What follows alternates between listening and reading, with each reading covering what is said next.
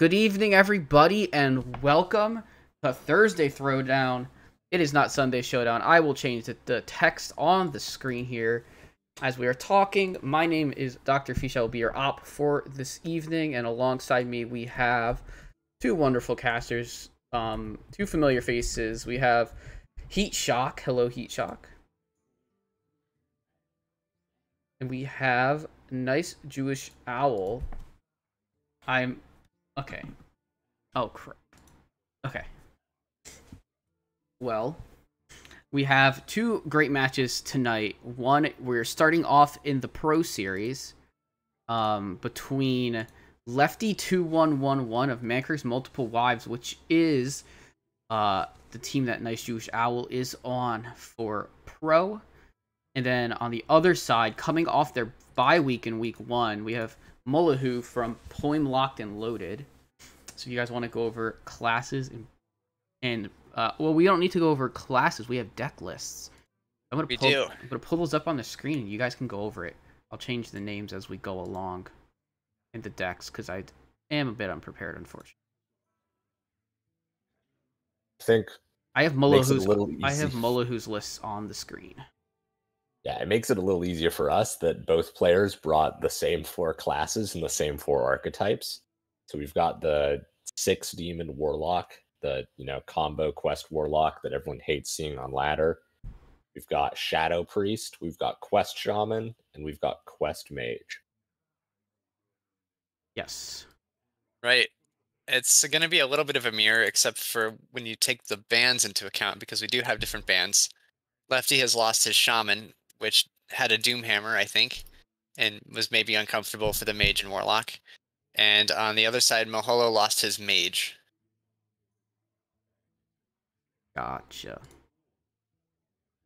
I think it's going to be very interesting because the Quest Shaman is a little bit of an interesting band because it has some problems and creates a little bit of a rock, paper, scissors effect because it's so bad into the Warlock and Mage, but so good into the Priest.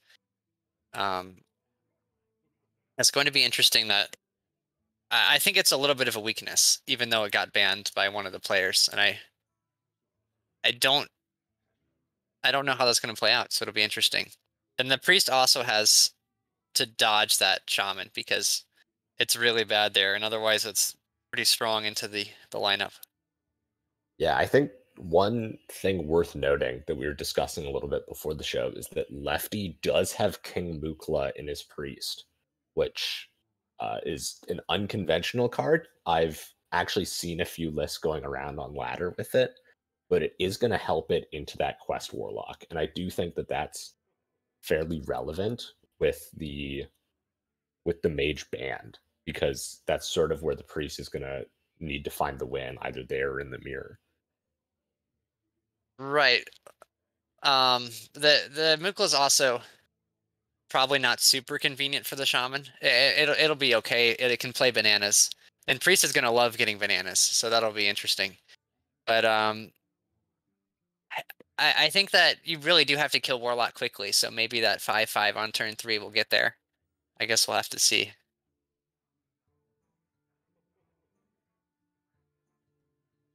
All right. Well, I have let the players know that they can. I'm gonna tell them right now that they can go. Guys can start. There we go. Message sent.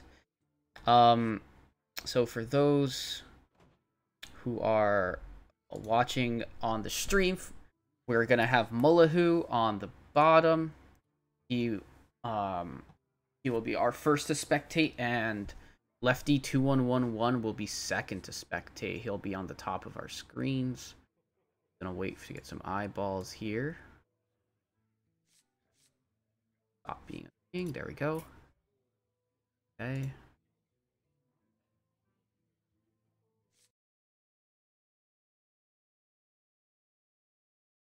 All right.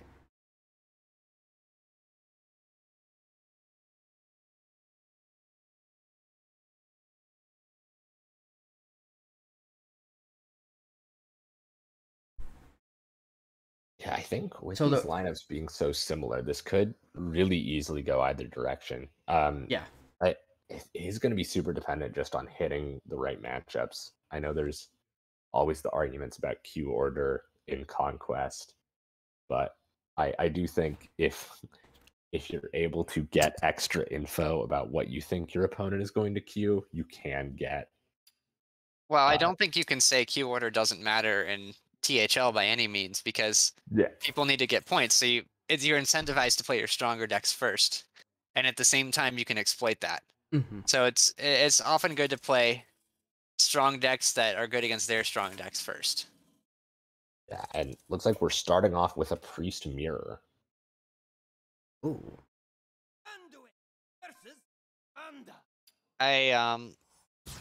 Looking at these decks, I think I do have to give the advantage here to Moholo. He's got Overseer and Argent Squire, kind of frustrating cards for Priest to deal with. The question will be if that Kazakus comes into play and swings the board for Lefty, I think. And also, Lefty is going first and has a pretty strong curve right now. So I think that will also definitely give him a bit of an advantage in this matchup.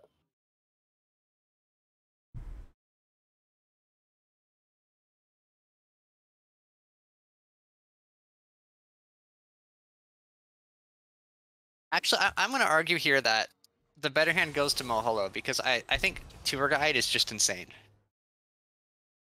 I think it's really can be game winning on its own. And then you put on top of that, if we play this Prison Homunculus going first, Twilight doesn't really want to come down on turn 2. For that reason, I would have liked to see more of a thought about playing this Void Touched so we can always get this Twilight on 2 and draw the card. Yeah, I think Because we're kind of reliant on top decks now to find something good. I'm in a similar boat. I really would have liked to see that Void Touch come down just to make this curve very smooth with a 1 into 2 into 3.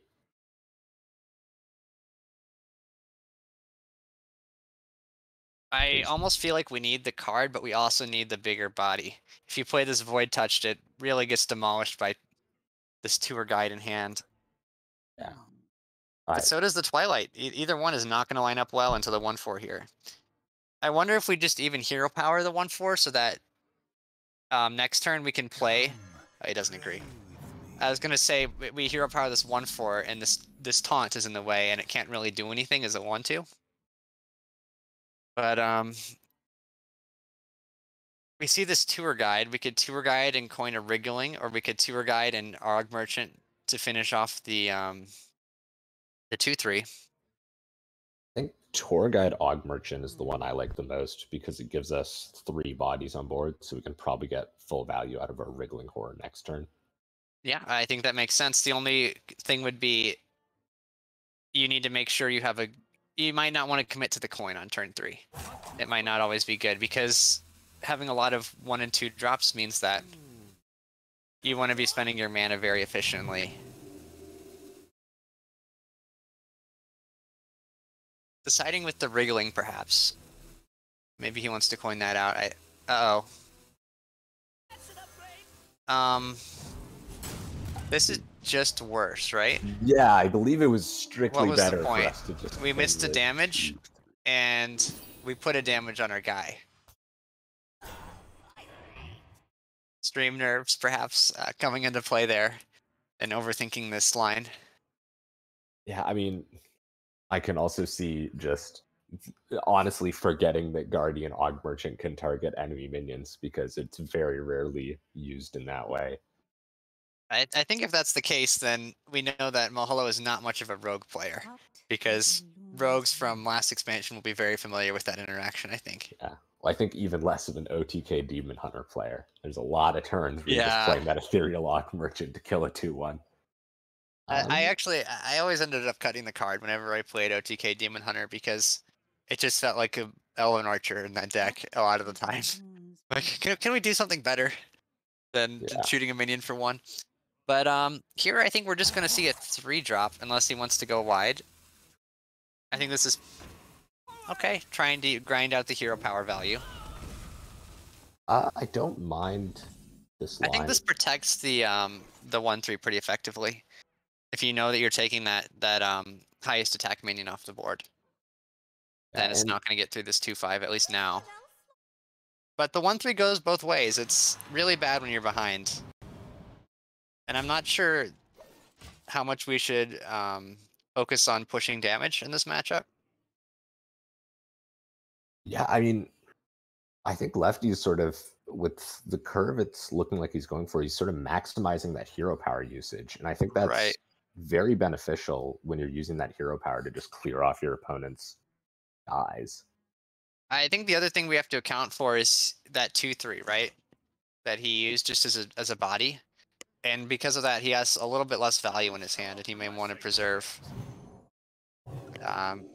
his minions with the hero power usage more heavily.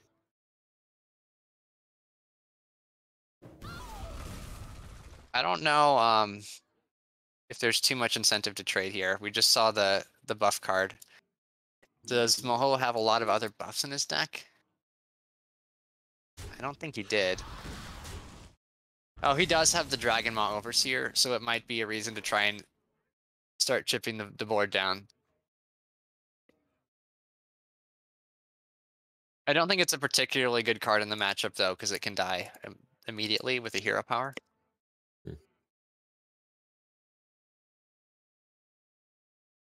I mean, I also think that Lefty's list in terms of minions is just a little heavier, it seems.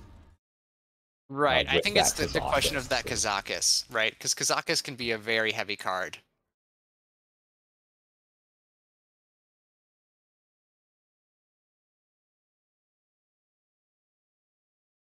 I think it's just Shadowed Spirit and killing the 3-2 here and pushing the damage. You could play the Cult Neophyte, but I don't see a reason to do that over hero powering.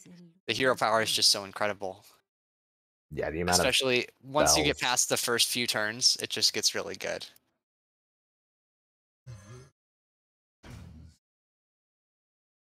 I'd like to see hero power 3-2 and then just push 5 damage face. I think you're ahead enough on board.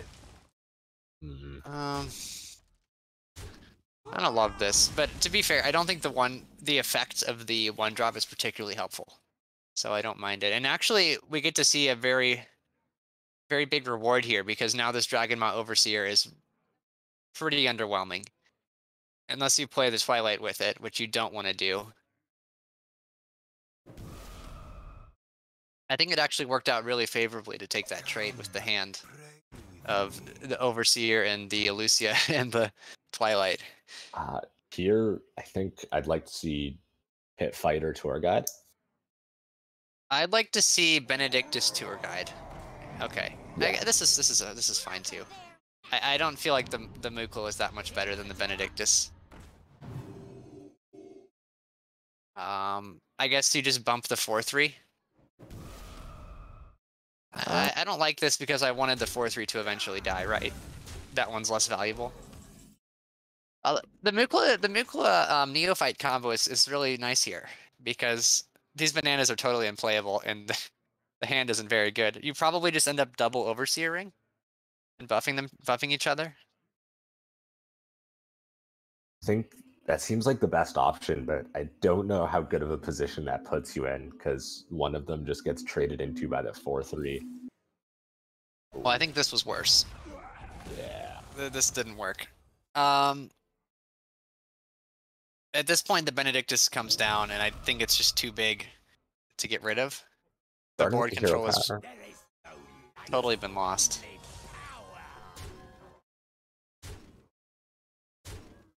Yeah. I don't think, if this Panther did anything besides draw a card, I probably would have liked to play it there. But I think the card is nice, so I think it's okay to hero power this turn.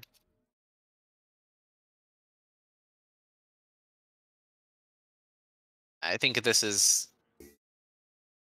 I think he's having questions about the Void Shard line now, because it worked out really poorly, because the board is just still there.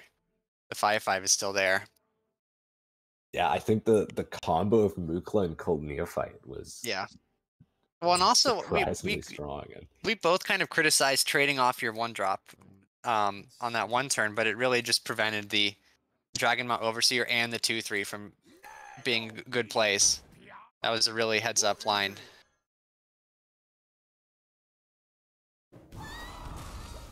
I also have questions. It's turn 7 and the coin is just coming out in an aggro mirror. You know, maybe we could have seen this earlier.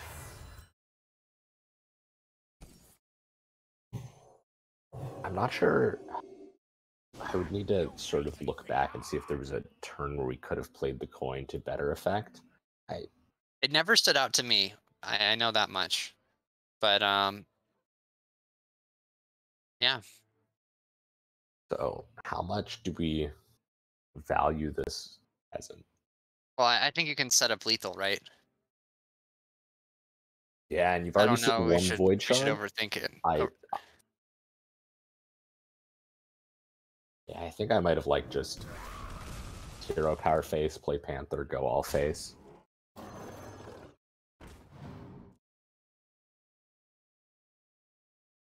You don't want to play Lucia though, right? Because it gives them a higher chance to find a void shard. I think we especially want to play our 1-drop before we. Right. You'd always play the 1-drop. I don't. It doesn't matter, right? There's no card in Shadow Priest that fixes this. Oh wait, Lefty doesn't run Void Shard. Oh, he doesn't. We're running that's Kazakus instead. Yeah. That's actually worse. Maybe Kazakus can get him out of this though. It's probably better than Void Shard here, right? Kazakus for a 5 lifesteal or something.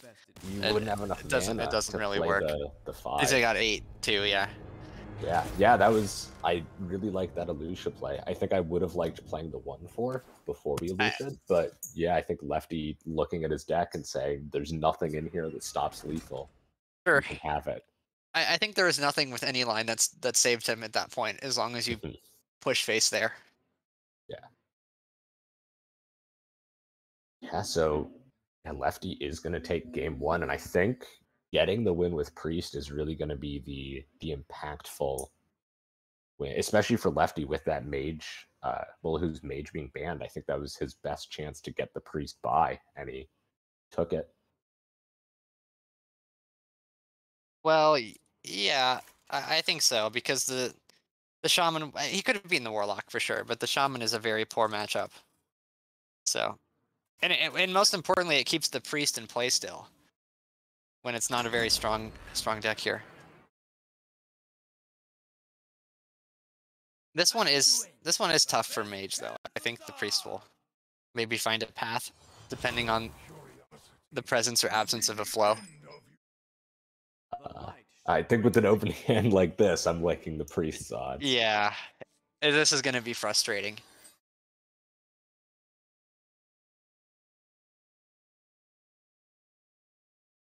I have won this one as the Mage plenty of times though. It's not too dismal. You just need to make sure you hit your 4 mana AoE. I actually would have mulliganed for that, because it's very important to interesting. Going to try and set up this this buff. Yeah, I think I honestly would have considered coining double 1-drop.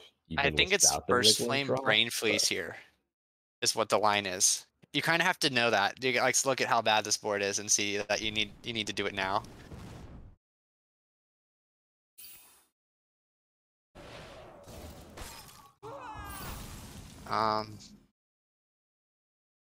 Do you play the Neophyte to stop flow here? I think this is fine. You know the First Flame's in hand. I think this makes sense with the knowledge of the First Flame, because you know what else is he gonna do besides shoot your guy, right? Yeah. And now the First Flame's gonna come out on this 2/3, I guess. I would expect First Flame or Second Flame, I guess, plus ping. Right. I always think of it as the second First Flame, but it is called Second Flame. Not quite Twin Spell. They don't have the same name.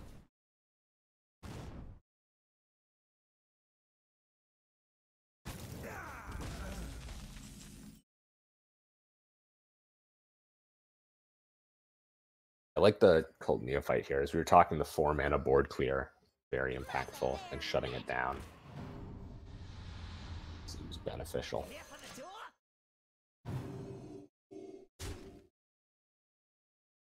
Well, I guess we play our studies.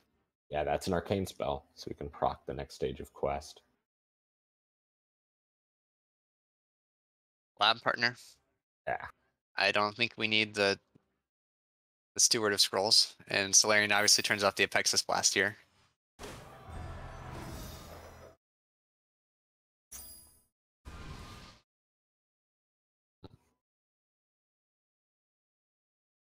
Maybe not the best draw off of that. I think we wanted the second Brain Freeze or Flame. It's not great, but it can help us find the deal 3 to everything, which is really going to turn this board around, I think. That's really what the mage just needs to hit, is it needs to figure out a way to get that 3-mana AoE here, because the board's just going to keep getting wider and wider until you play that. Yeah. Although second Neophyte coming down and shutting off, refreshing for another turn. Right. Is certainly going to put a damper on things.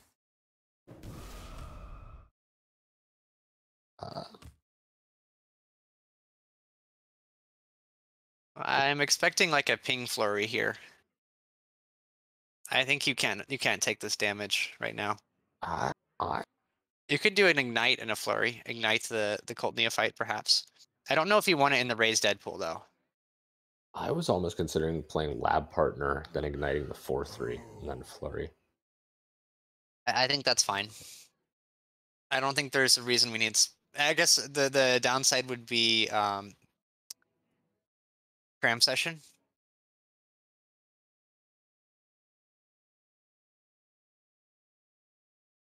This is fine. I feel like playing the flurry was important there. Yeah, I think Flurry was probably a little better. Ooh. Wow, see, and now we get this Cult Neophyte again, which is really a pain. Did not get it though. Not. That was important. We're gonna draw first, right? No, a little bit of misordering there.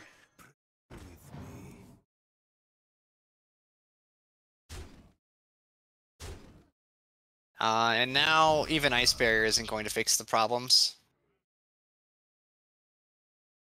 Well, there's Cram Session. I think we're starting with Refreshing. Here, it's the same either way, yeah. right? We just need to hit the AoE here? Yes.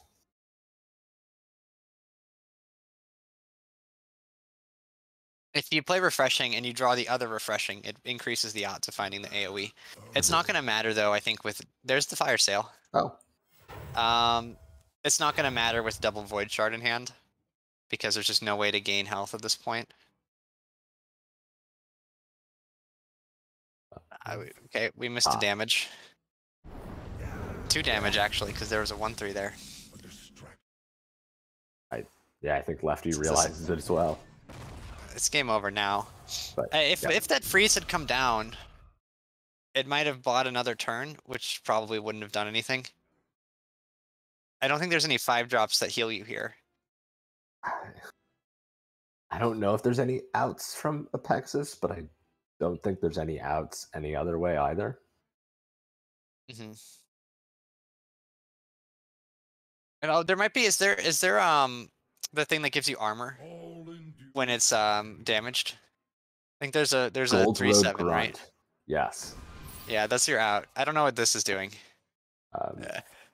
Yeah, we'd still be dead because we can pretty confidently say it's second Void Shard, and then we're just dead to hero power, even if we. Well, you would go up to 7 because it's 3, and then it would he would have to find another way to heal the following turn. So it's not good odds. That's the only line where you lived though. Yeah, I mean that matchup is fairly bad for the mage to begin with, and Cult Neophyte very relevant there, and hitting both of them. I do think that not playing the flurry was a pretty tremendous mistake. I think it represented an extra like 4 damage over the ping, right? Because we pinged a 2/1 instead of freezing potentially a 4/3 and a 3/2, right, or something like that.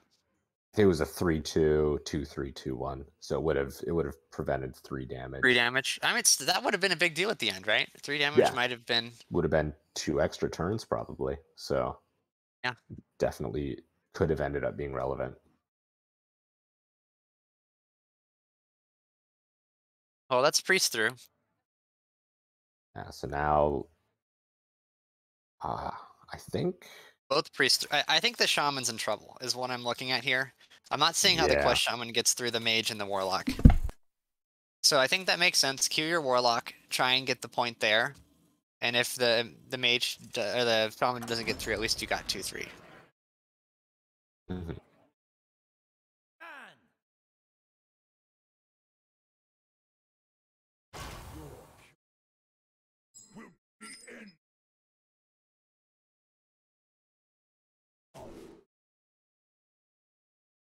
I'm somewhat surprised to see the Hand of Gul'dan keep from the Warlock. I'm not I super experienced with this deck, but I don't think I would do that. I just look for when I don't like this deck at all. It's like one of my least favorite decks ever to play. I just don't enjoy it. But I think you're just my impression was you just look for sense demons because it's broken. Sense Demons and Rod. You hard mull for admissions and rod. Yeah, I was calling it sense demons. It's the Exactly. demons one. Yes. Yeah, rod. It make sense to keep that. It's very good. Mhm. This dark portal is going to be strong, I think, because there should be 8 cards if you tap portal, right? Yes. Problem mask is great here, right? A mask could get him killed. Shattering Blast is playable for quest completion. Yeah. But I It's don't think never we're mirror completing the entity. quest. We just have to burn him down, right? Yeah, I guess the concern with Mask is how often are you making it to turn 7 and your opponent not having a huge board? I Because think usually Warlock. turn 7 is doable. I mean, yeah, you have to deal with the board, but that's doable. It's not like mage is very good at fighting board, right? It beats paladins for that reason. Yeah, And warlock's boards are not impressive with this deck. I'm not a fan of the mirror entity pick.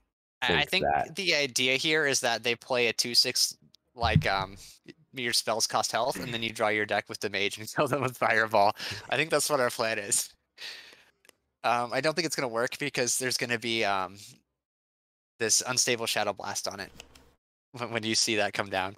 But it's a nice idea. And I think for lefty we play Ice Barrier here to help us with our quest and okay. This is fine. Yeah. Your opponent knows it's I don't either think we finished the Arcane quest or... in this matchup, so it's. Oh no. Well, okay, this is why we don't pick mirror entity, right? Did not work out. Yeah.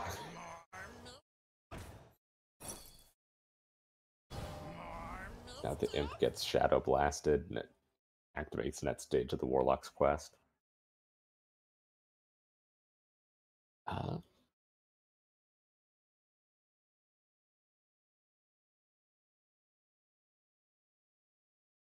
guess if we Shadow Blast as Warlock, we are shutting off Dark Portal for next turn. So there's one thought to not Shadow Blasting here. It's only 1 damage. I don't think we're in that much of a hurry to complete the quest. That wasn't my impression of this deck, was that we had to rush it this aggressively. But maybe I'm wrong. Yeah, without Flesh Giants or anything like that, I think we usually want to be more focused on comboing our opponent. I'd expect to see lefty progressing the next stage of quest here. Partially just for the card draw. I mean, you definitely want to play this flurry because it's dead later. So let's do it now.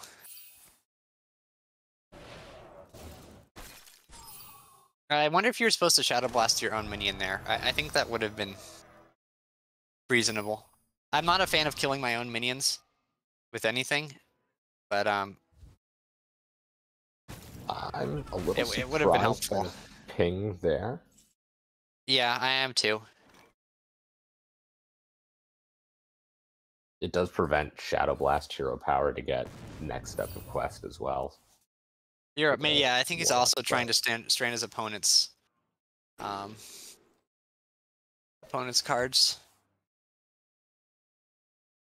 Oh, there's the created by Dark Glare. and Stealer of Souls combo is ready. We just need to find a way to get this Hand of Gul'dan discarded, maybe? Yeah. Or played. I don't If think we're going to play it. we Dark Portal into Nightshade, we can combo off the turn after. I would like to briefly mention that Mask would be very strong in this situation. It's looking appealing, right? Yeah. I think this is Arcane Intellect. The other two just don't do much. Yeah.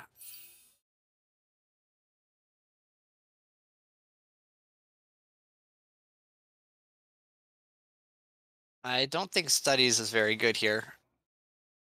Because unless we hit the 1/3. Oh, well, there's the Phoenix. Phoenix is great. You probably live 2 turns, right? Yeah. I think that's about how many turns you've got left, and it might be the boost you need without the quest reward to get over the finish line. You have to play the Phoenix, right? We can't wait on this? Yeah. Or not.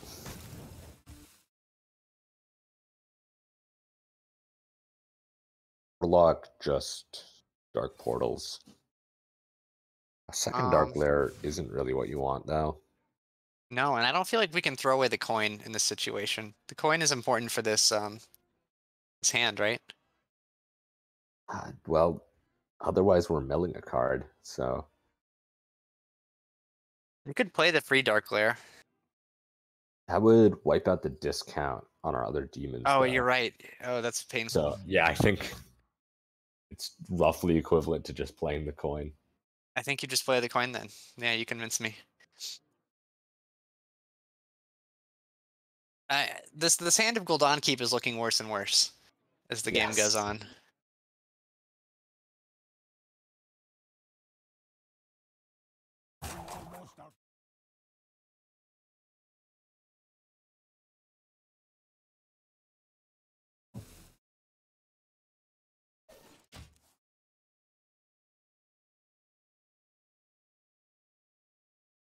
Well, we can get our next step of the quest done and also play Phoenix if we want. Man, I just don't care about this quest. I want to play this Phoenix and then just kill him with spells. So I kind of want to play the AI and hold this Ignite, I think. I could go either way on the Cram session this turn. I think I start with AI. I think that's pretty good here.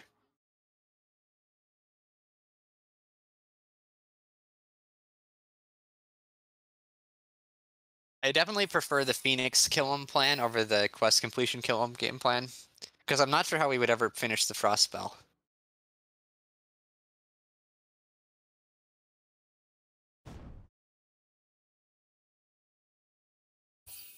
Yeah, well, I think we develop the Phoenix this turn and then we draw with AI next turn.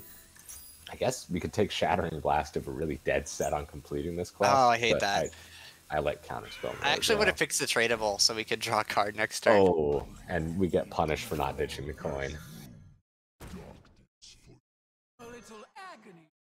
Yeah, it did not work out. Why are we coining? Yeah, I'm interested why we coined there. This... I mean, the mage doesn't have an answer in hand, so I guess this isn't terrible, but... Yeah. You have to expect them to deal with this, right? It's not nearly that hard to kill the Stealer. Apexis Blast Ping does it. Fireball, Brain Freeze, and a First Flame or something. Because I don't think the Dark Layers are the threat. It's the Stealer, right? If you kill the Stealer, you're fine.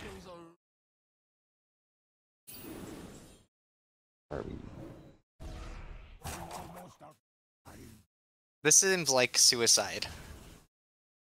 Yeah, we're setting ourselves. This is just killing yourself, right?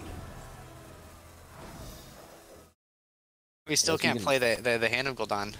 Yeah, we can Drain Soul, the other Dark Glare. Or, I don't like Drain Soul. This is terrible. To be fair, I do think the Warlock was in a terrible position anyways. But yeah, I'm not sure about that turn. I think we're really just getting punished for keeping these Hands of Gul'dan and then milling the Nightshade. Right. I mean, I think we've seen some really questionable lines here.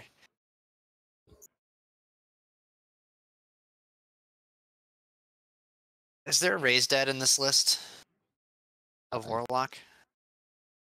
There shouldn't be. There isn't normally in these. No, there's not. There's not. I was trying to think. It's something I've played before that made some sense to me here. But at this stage, if we kill the Stealer, or even the Dark Glare, probably just the Stealer, I feel like it's too much. Like, I don't know how we're going to complete the quest then.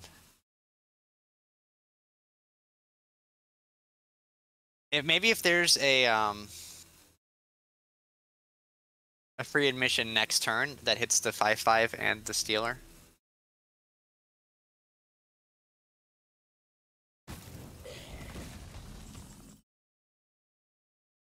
Tap into free admission. Yeah, I think At the out. we start with tap, and if we don't hit free admission, we play hand. Yeah. Gosh, if the mask had been here, Yeah. it would just be like almost lethal. It would have been, right? You could just next turn you would just first flame and mask them, and they'd be dead. Mm-hmm.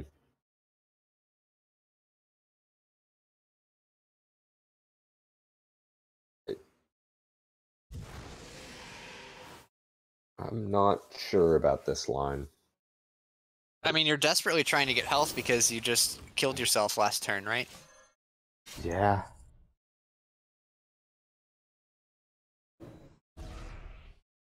And the mage doesn't have lethal right now, but We could actually draw into it, right? um, Is it possible? it's just so 2 fireballs, 2 ignites. I think Apex's and counterspell is second very attack. reasonable here, because you know there's like no spells in hand to trigger the counterspell. What is this? What are we doing? We play quest reward and cram session. Does that help? I'm not sure it's any better than the Apexis Blast. I mean, we're just milling our own cards.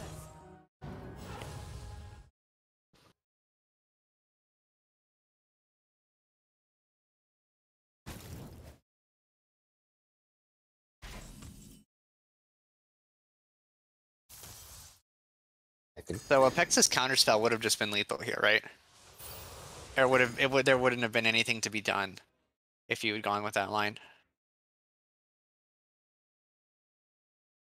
I'm not sure what the warlock does anyways here. No, I guess not. Demonic assault the 2/3. You have to kill the 2/3. Dead. But wait, the 2/3 might block the 7/7. You have to hope that happens, and there's not enough spell damage.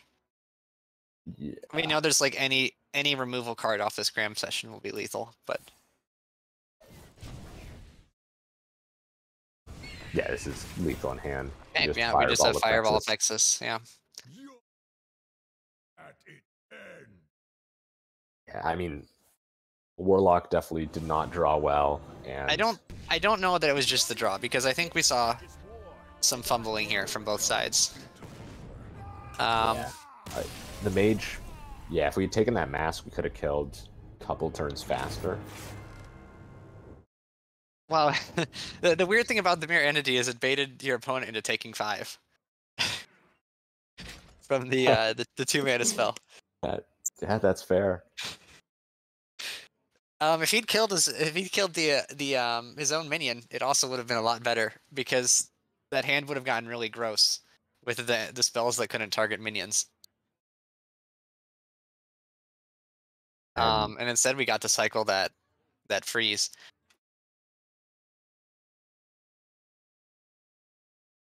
Warlock Mirror. Yeah, I don't think anyone's crazy enough to play Quest Shaman into Warlock right now, so.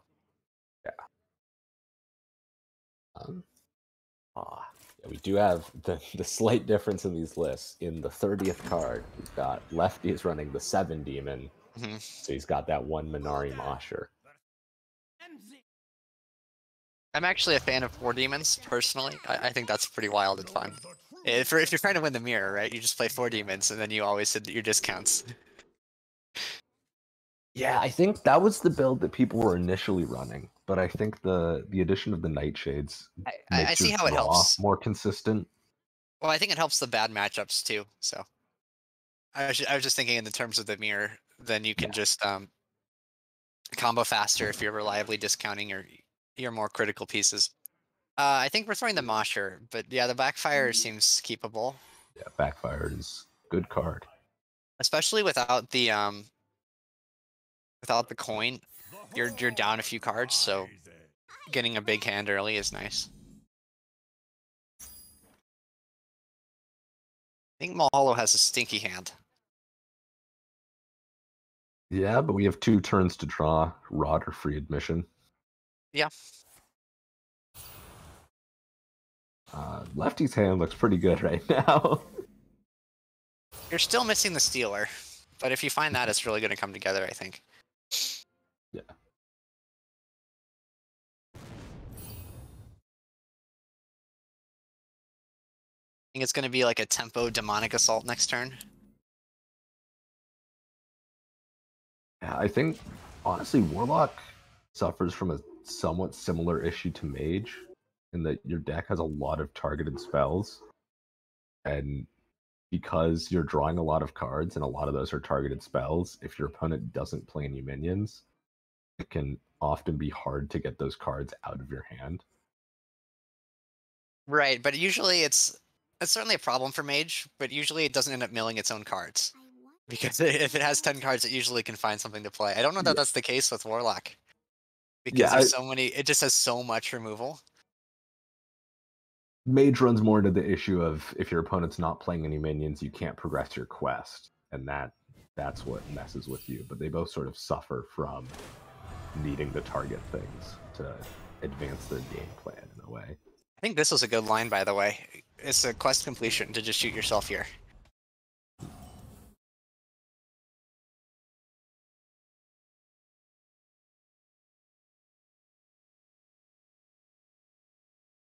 I think you just try to empty your hand here, double Soul Shear, and then you can start tapping again. Yeah. Soul Shear is kind of tough to play, so I like getting rid of that one.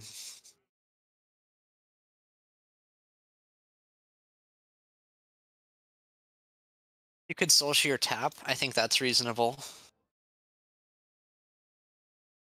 Yeah, I think either double Soul Shear or Soul Shear tap, both. Actually, yeah, we drew Rod, so we play Rod. This does give Lefty the opportunity to get the Drain Soul and Soul Shear out of his own hand on his own minions if he chooses to. I like Unstable and Mosher. Is that wild? You could do the Soul Shear. I definitely want to play Mosher here. Yeah. I don't know if we're ever getting Mosher value outside. I don't think it's going to matter that much. We get enough value here, right? It's enough. Yeah, it hit a minion. It hit the opponent. That seems good. Chip damage is like surprisingly relevant in the Warlock mirror. Right, because they'd have to deal so much themselves. Yeah, and usually the turn you combo off, if you don't have insane APM or a good hand, you're often not killing them the turn that you combo.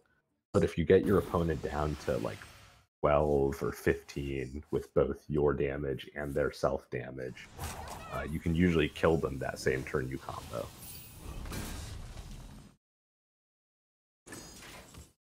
There's Stealer for so now just looking for more card draw, because we can pretty quickly discount this Stealer with both Demonic Studies and Rod. We're looking for Dark Glare, and we're looking for a little more card draw here.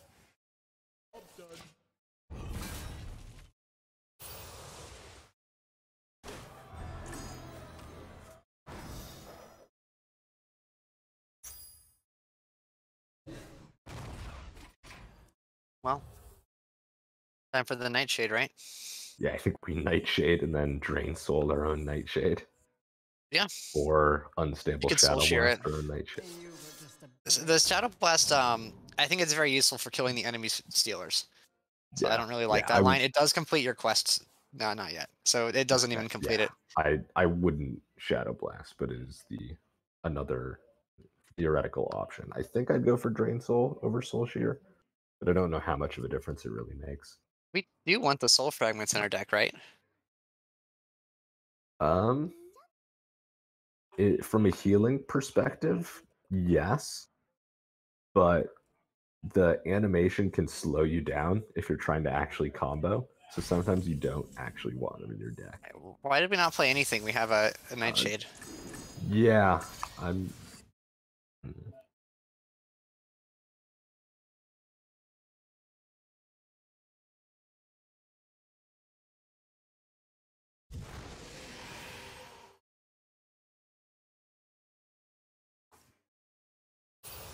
Clearly, Muhalo is less concerned about the soul fragments because he's shuffled them at every opportunity into his deck.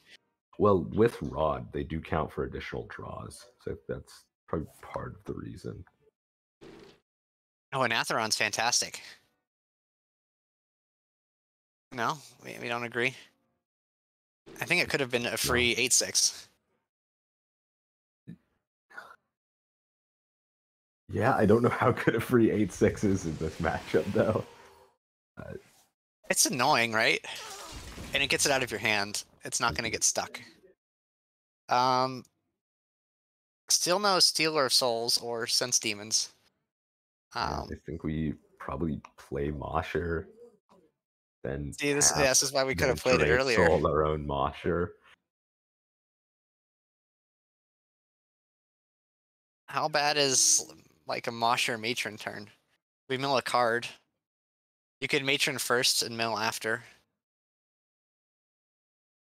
I don't think we usually want to risk milling our cards. Situation like this. We got to do something.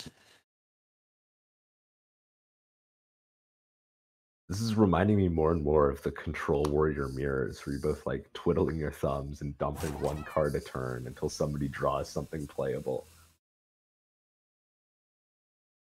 Yeah.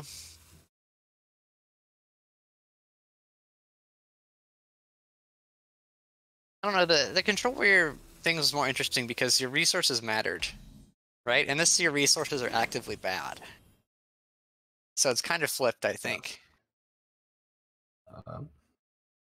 I mean, it's combo time, right? Wait, don't play the Imp. We play the play the Stealer first. Play the Stealer, then the Imp. Dark Lair, but we'll find it. I think we Stealer, then Imp, then Hand.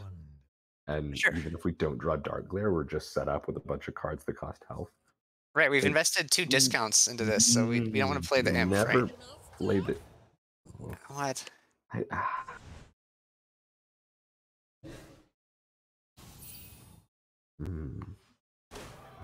I guess if our plan is to just not play any minions for our opponent to target with stuff, this makes sense. And we're set up to... Well, you got the Dark Lair. That was a really good draw. Yeah, we can't quite combo next turn without Nightshade draw. I think you like Demonic and play these Drain Souls. Get some hand space, right? They shouldn't be doing helpful things later. Now this is fine too. Sure. We're just dumping cards out of hand to get ready.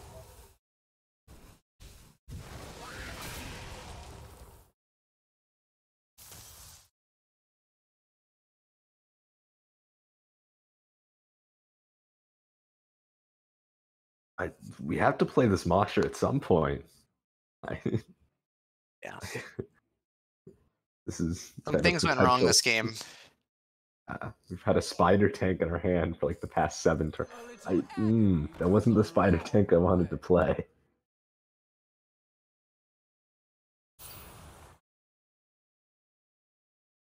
Okay, we got a Stealer. Okay. Yeah, we just want to ditch cards in our hands so we can potentially combo next turn. I think we just play... Probably Soul Shear and the heal, right? Drain Soul or Soul Shear, touch.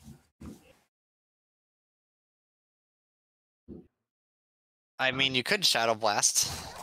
It feels insane. Yeah, I think touch makes sense.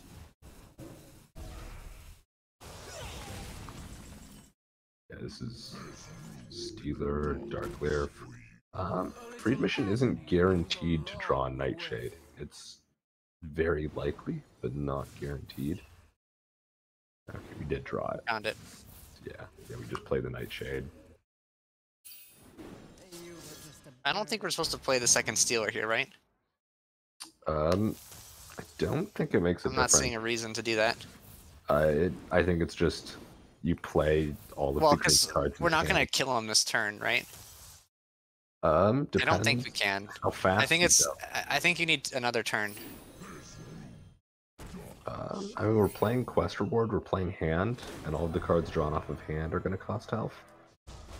We can also Hero Power and have something there that costs health.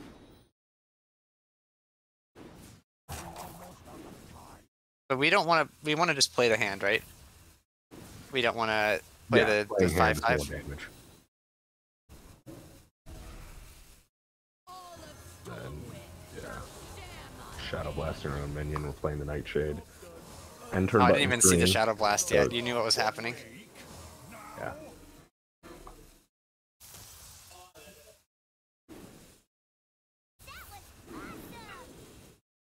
I think we're supposed to Shadow Blast the Dark This looks Glare like a for missed lethal, but I don't think it's going to damage. matter. We only missed 1 damage there, so it wasn't a missed lethal, as far as I can tell. Did we ever tap? I don't think we could have. Yeah, I don't think we would have had the mana.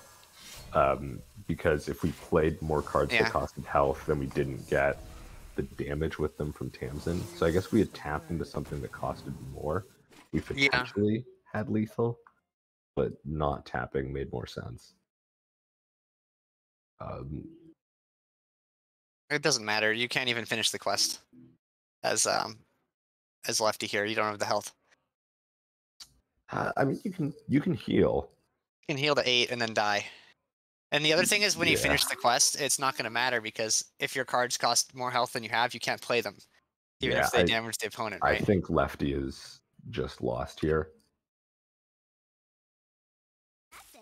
And, yeah, I think Lefty was waiting for all the animations to finish so that he could see what he drew, and then realized he didn't have a chance. Yeah. So we are going to be headed to game 5. Shaman. I think the Shaman is hopeless, but we'll see if you can pull out a miracle. You have to cheese like a big minion early, right? Something like cheese a huge board really early before Warlock can respond. Yeah, you either have to cheese a huge board early or get your Brucon down quickly and then play. There's no like Brucon or anything in here. The quest reward. Oh, the quest reward, double yeah. Spells, yeah. Because Warlock can get kind of low, and if your opponent's at like 18 and you manage to guidance into some extra lightning bolts, you can find lethals that way. But it's definitely an uphill battle for the Shaman. Yeah, the HS replay stats say this is the worst matchup out there for Quest Shaman. So, right. I don't know. Mage is pretty terrible as well. But yeah, I think you keep the backfire. You just want to make sure you could throw it because you're on the coin. It may not be very easy to play if you tap on 2. So I think that's a reason. You could also coin it out on 2 and try and hit Rod or free admission. Yeah, I don't mind keeping the backfire. I think we plan on coining it if you keep it. Yeah. Is what I would say. I think you don't keep the other 2 ever. No, I think it's just the question of backfire. You definitely keep the Lightning Bloom. I didn't see it be mulliganed yet, but that's the best card you can have early. It looks like he did mulligan the Lightning Bloom.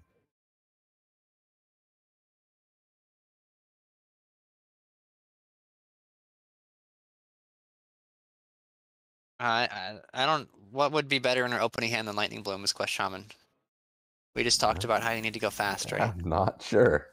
This seems terrible. Looks like now did. And this Perpetual Flame's useless. Yeah, with Lefty's hand, looks like right now he's really just looking for a rod. Because right now we're comboing turn 9, but with a rod we could do it a lot faster. Yeah. I'd like to see the coin here.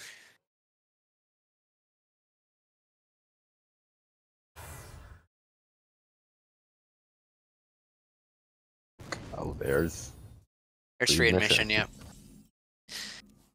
You definitely want to make sure you don't hit. This is where the 4 demons is pretty good, right? I'm not saying it's necessarily the better list, but 4 demons here, you would get a Stealer and a Dark Lair. And now we have the risk of getting 2 5/5s. Yeah.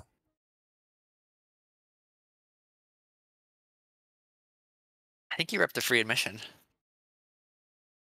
Think so. I don't know if there's really any punish for leaving some stuff on board. Yeah, I don't see what are these 2/3s gonna do. Yeah, there's no Bloodlust or Storm's Wrath or anything similar for Shaman anymore. You're not really Next, you want to play this 2 mana cards on turn 4 anyway, right? Oh, perfect. Nice. That's now pretty we just good need combination. card That's a 1 draw. in 16. 1 in not 1 in 16. What is that? It's better than that, right? Yeah, well, it's a 50-50 on the first one, and then a 1 in 3 on the second Yeah. one. So it'd be a 1 in 6. Yeah. Well, now we just get Shadow Bolt Soul Shear, right? Yeah. I guess we could also Soul Shear Mortal Coil Touch. And Sure. it draws us an extra card. I don't think we want to use the Mortal Coil until it's better with the Stealer, right? Yeah. So I don't see a reason we need to use it here. Yeah, I think the thought to using it would be that we were trying to dig for some sort of card draw to go along with Stealer Dark Glare. But there's very good rationale to just save it. Well, it is our card draw. It's not the best, but it's card draw. Mm-hmm.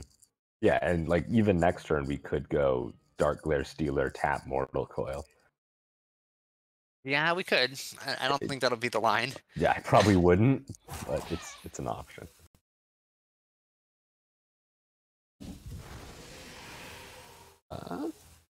Interesting. Okay. We got Nightshade.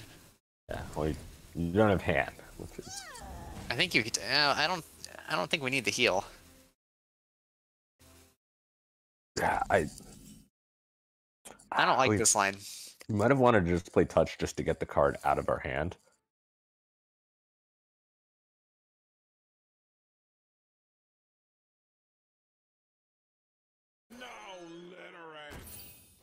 This hand from the Shaman has been pretty slow, though. I don't think we're enormously concerned. And we're set up to combo turn 7 now with Dark Glare Stealer plus Nightshade. I think we can just play... I would probably just Demonic Assault and Touch the 6/4. Actually, I really like that line. I didn't see that one at first, but I think that's what I would go with. This is an What are we doing here? interesting line of play. What? I'm expecting a tap here. Sure. And then I guess we can Shadow Bolt one of the 2/3s and then touch something, or... Yeah, I don't...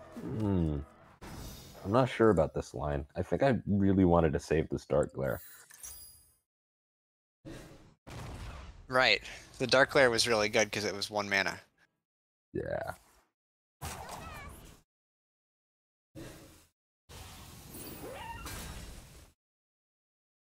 I mean, it does technically force a response here, but not a particularly painful one. Yeah, Quest Shaman doesn't usually struggle to...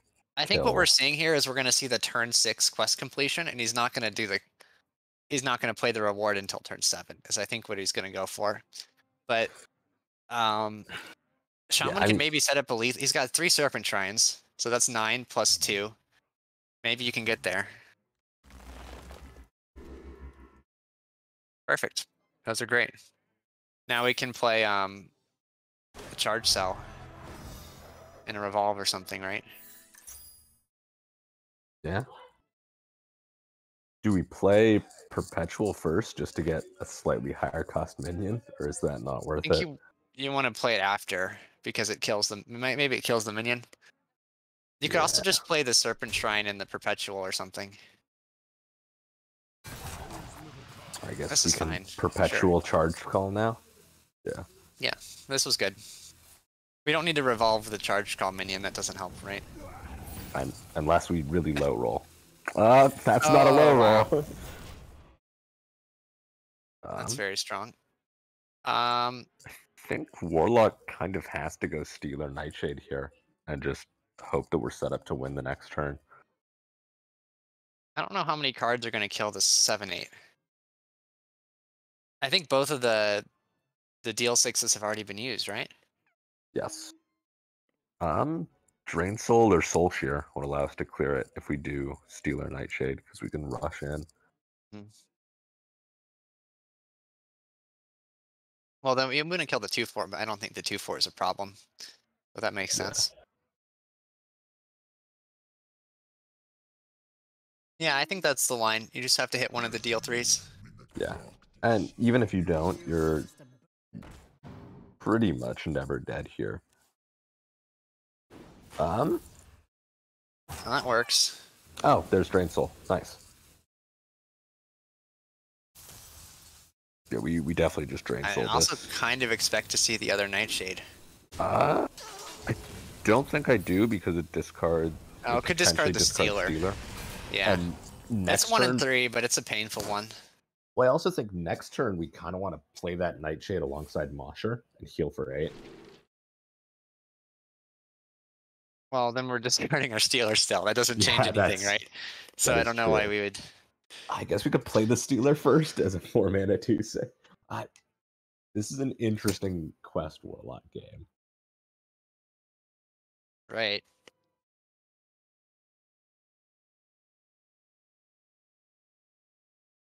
I think you just pick the Thalnos, right? It's Yes. kind of silly to do anything else. Yeah, you have to kill the Stealer. Landslide works. Actually, you could have also done the Serpent Shrine on the minion. You know, so but Warlock's now in a really good position because we can play Stealer, Dark Glare, Mortal Coil, the 1/1, play the Nightshade Matron, and then also tap. And we're that's really good. Yeah, completing our quest.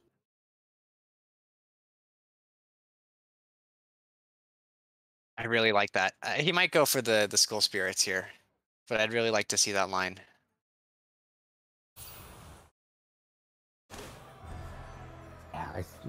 I would have wanted to start with that Dark Glare first. Yeah, I think the concern is that if you blow your second Stealer and you don't get there, you then start to sort of struggle to win. But Right, but I think we can go for like a tempo. We still have a backfire, right? We can kind of go for like a tempo-y into backfire lethal kind of game. Backglare or backfire and second hand in deck.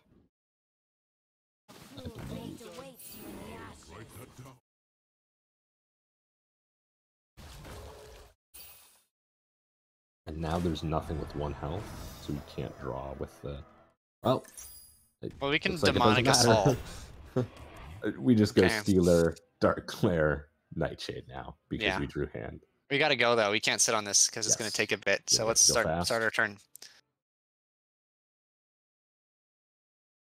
Or not.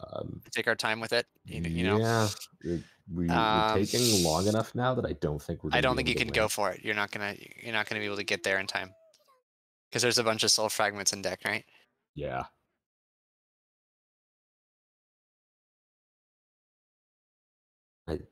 I think at this point we kind of have to now just double Demonic Assault and plan on going for it next turn. Because if we put up a wall of taunts with why would we do that? No, that mills us.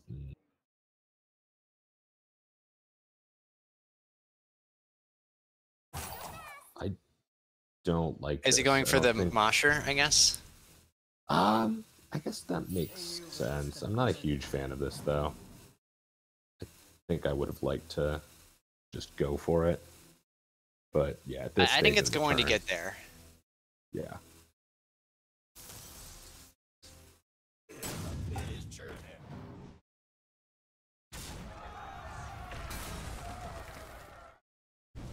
Yeah, I think we potentially won on that turn, but this is a very safe line. Well, I think after you realize that you don't have time, Mhm. don't try and force it, right? Yeah. Serpent Shrines available now. Maybe the Fireheart gets there. I guess you Fireheart now, right? You could get Landslide or something with the spell damage to clear this, and then push the face damage with the minions. I think the minions connecting is probably required. Yeah. Maybe a Lightning Storm would actually be pretty good. These are bad. Dunk Tank is 4 damage. Just chuck it face. Doesn't like that line. So we I didn't beat really like it Feral and we either. Try and hit Perpetual Flame. Oh, Torrent. Overdraft. Okay. Yeah, Overdraft is better here. Why Tidal Wave? I'm guessing he didn't Seems see like the we lightning bolt, roped, right? Yeah. Yeah. I think it roped and it picked for us, because otherwise we would have been able to double bolt there. And that probably would have been better. I think Steel or we're Yeah, 1 I mana think off we- the backfired damage, but think we can just need still to play go the for it backfire to here. finish the quest. We have to play another card first. Right. And we should So maybe play we Dark don't finish the Glare. quest. Dark Glare backfire. I'm not sure.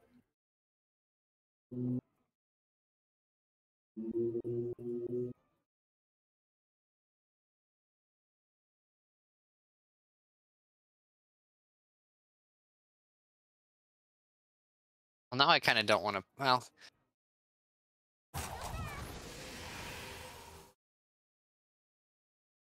I kind of want to play another Demonic Assault.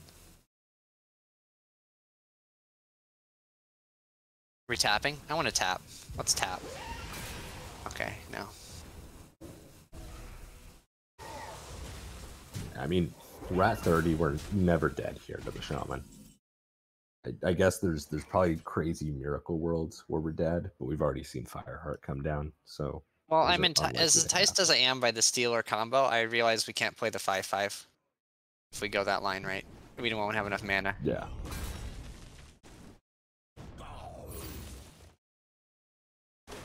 This is actually a lot of damage coming in. It's 18, right?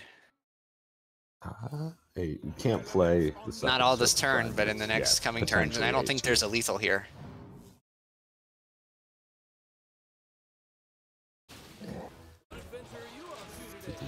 Warlock. I think the Shaman's got this.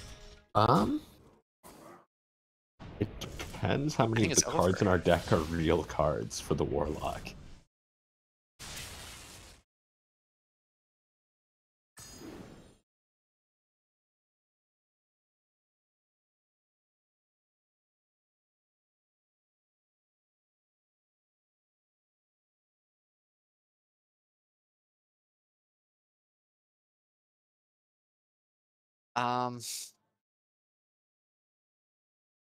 I don't know what we're doing here. I think we're dead. I don't think there's anything that kills the 7/7 left, right? No. I mean, we have to Demonic Assault to try and not be dead. Right. So do we tap? I think we tap. We should have Yeah. tapped last turn so we could finish the quest. We can School Spirits and Demonic Assault, Yeah, I and think that way we we have can to. block the 7/7. It's not going to work because of the tidal wave. Um, I mean, Mulhu's overloaded for 6 next turn. Oh, 6? So, yeah, 6 is I a think- lot. Okay, this was not the order. Yeah. We still do it.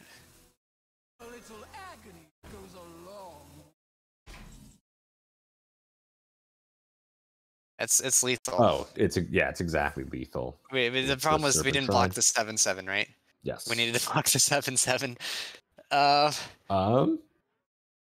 Wait. We see it, right?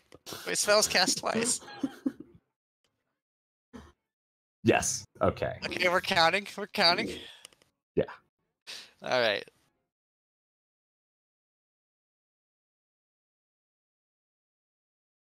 I Man, think this there was were. this was a rough match. I think there were a few turns there where the.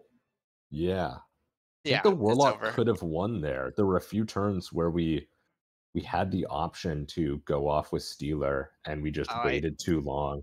I absolutely agree. I think that was some bad Warlock play. Because there was like several turns. If we had that original hand where we had the turn 7 like full combo, right? Mhm. And then we kind of let that fall apart. And then later on we had the option of setting up the quest reward, and we didn't do that either. And then we were dead. Yeah.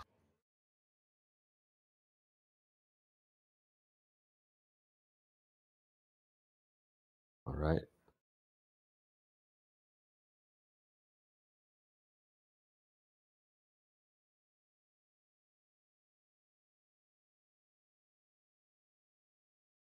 All right. Hello. Hello. Congratulations on winning Thank your you. match. Thank you. Thank you. Yeah, I think weirdly, as good of a deck as the Warlock is, it came down to whose Warlock play was the least bad. Yeah. No, literally at the Because top. man, there's a lot of mistakes, and it's a hard deck, Yeah. and it's a lot easier when you have two people trying to talk about it and figure out the lines. But man, that was some tricky situations that didn't go according to plan.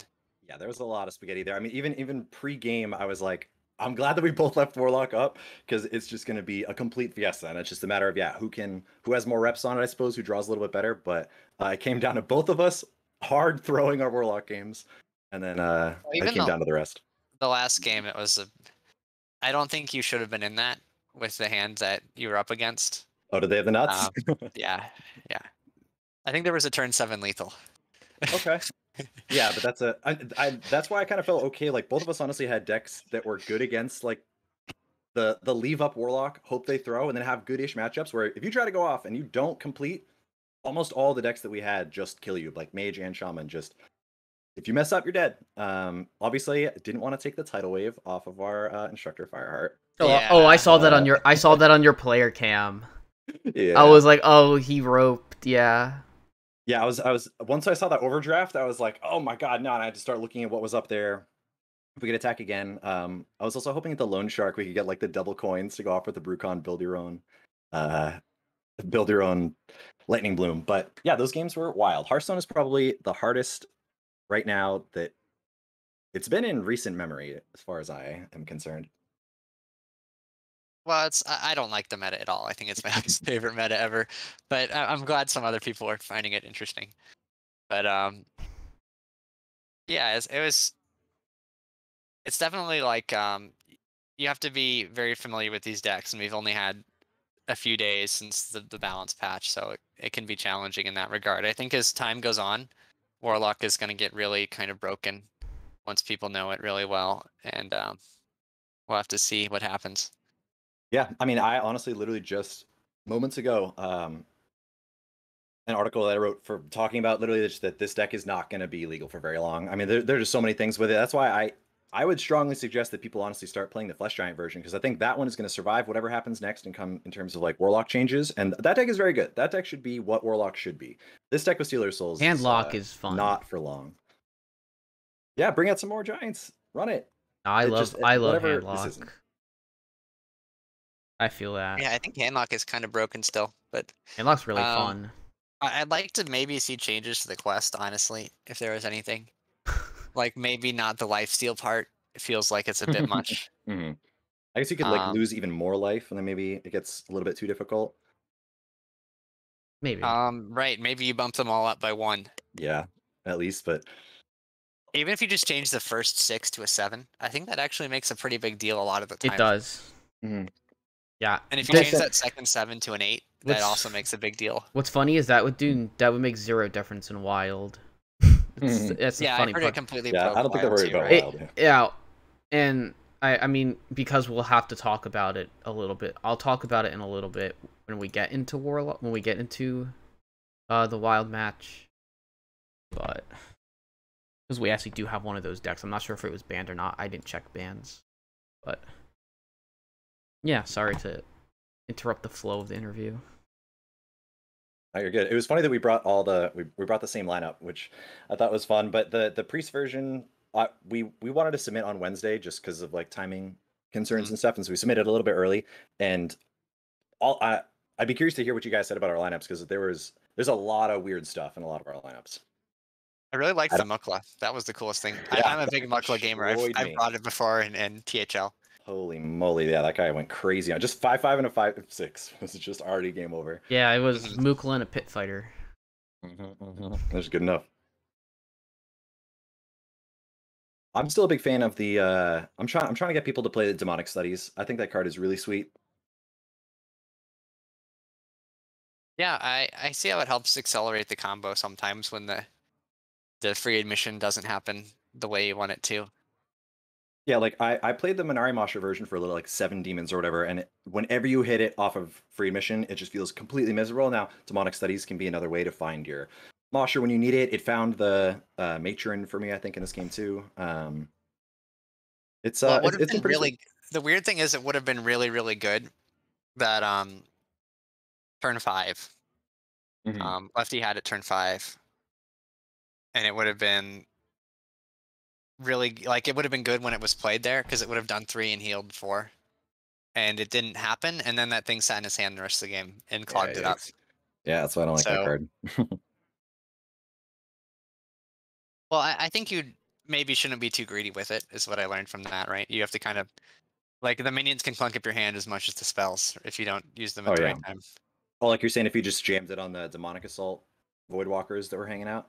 Yeah. Okay, yeah. No, that makes sense. I mean, yeah, you're literally never triggering it otherwise. I think you just played into nothing later on. And then one of the interesting things was that he picked Mirror Image over a Mask of Cthulhu.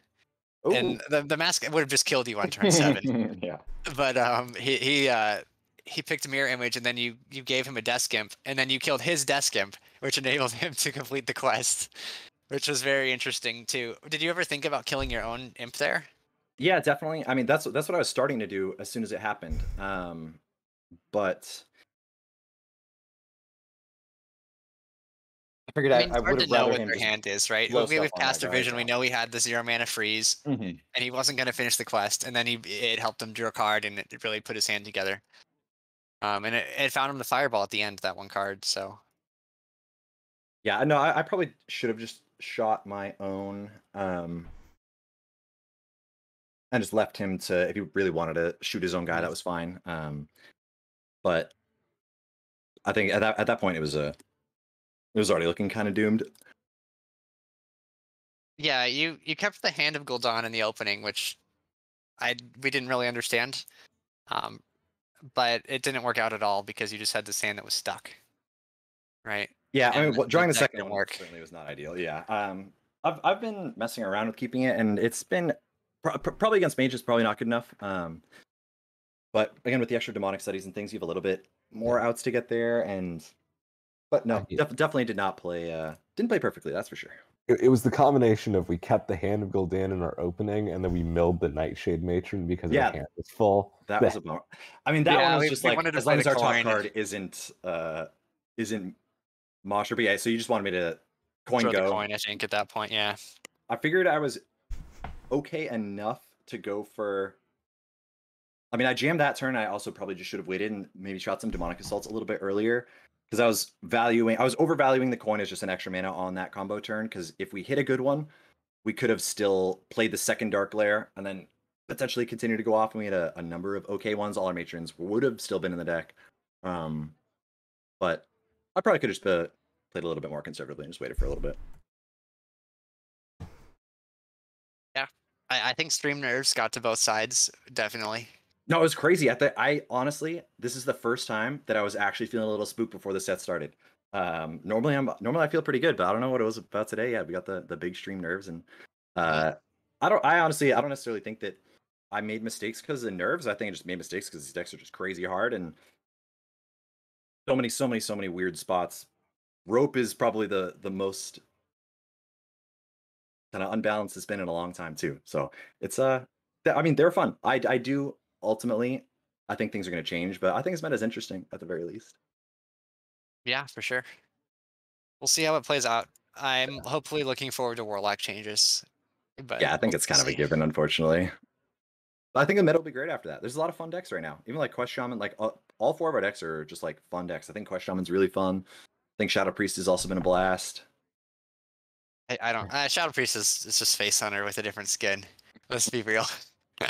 You got all kinds of numbers to think about, all kinds of fun minions. There was a really good line I was gonna ask Lefty if he won, because there's that one turn he traded his one drop, just killed it off to kill your guy. When he could have pushed like 5 damage. The Void Touch. And it ruined your hand because your hand was a Lucia, the 2/3 when you deal damage, and then a 2/2 buff guy. Yeah, so no, that definitely. That was just the turning point for the whole game because your hand just got stranded that turn, and it was you missed turn 5 and it's kind of over. Yeah, the homunculus did a ton of work, and then yeah, they just had their big gigantic guys. We did the dead Elucia for a little while, and then Time Walk Elucia was too strong. The homunculus was good, but we almost didn't want to see it come down turn 1 because there was a more aggressive curve going first, but it ended up being kind of awkward. Yeah. Yeah, I haven't been the biggest fan of homunculus lately. I like the Argent Squires a lot. Peasant has honestly been doing a lot of work, but well, it works until people start playing Rogue, right? And then it feels stinky. Rogue, Druid, Mage, Demon Hunter. Yeah. All right. Well, congrats on your win. That was I think we take those. Big victory. Yeah. We take those. But thank you guys. Have a good luck and good night with the rest of the stream. Thank you. Thanks for playing. Thank you. See you soon. Yeah. All right. So next match I have up on the screen. It's a Wild Series match. It is Hyperin of the Golden Hand, which is my Wild team, the team that I play for, and Memnarch of Hair Club, one of the perennial top tier Wild teams. We have classes up. I'm gonna pull the deck list. I figure Heat Shock. You said before you're gonna step away, so obviously thank you for casting the match. Yeah, it's been fun. Look forward to. Yeah, it was a lot of fun to be here. I'll see you guys in a future Thursday. So. Yeah. All right, so this one's gonna be me and Owl running this one. I'm gonna pull the deck lists up. We tell the players they can challenge up. You can challenge up. Going over lists. All right. Yeah, this is really interesting in that we have 3 of the 4 same classes and none of the same decks. Yes, none of the same decks. So I know Hyperin's lineup. I helped him. Like, he just kind of came to us with the lineup, and I was like, yeah, I mean, because one thing about Wild is you don't always just have to bring like the super meta decks. Like we see Memnarch bringing pretty much fully like viable decks this week. And then we see Hyperin kind of bringing more off meta beat decks, which I kind of like. So yeah, I'll go for Hyperin's deck. He has brought for his warrior, which was banned. It is a Quest Odd warrior. For his priest, he brought Raza Priest. For rogue, he has brought a Miracle Rogue with a Biteweed, or as some of us like to call it, Baitweed. And then for Warlock, and his Warlock deck is Cube Lock, which is really cool to see. Without the cube. Wait, no, it's a Demon Lock. It's not a cube. My apologies. Although it does run Skull of the Minari, it's just, yeah. Yeah, and if you want to run through Memnarch's lists. Yeah. Memnarch has got hand buff Paladin. Yeah. Oh. Yeah, we're not running the 5-mana 3/4. There's a bit more board buffs, but it's still it's still a hand buff Paladin, it looks like. Yeah, this deck's it's not running the glowstone tech. Yeah. We've got a very different quest warrior. The much more aggressive build of it. Yes.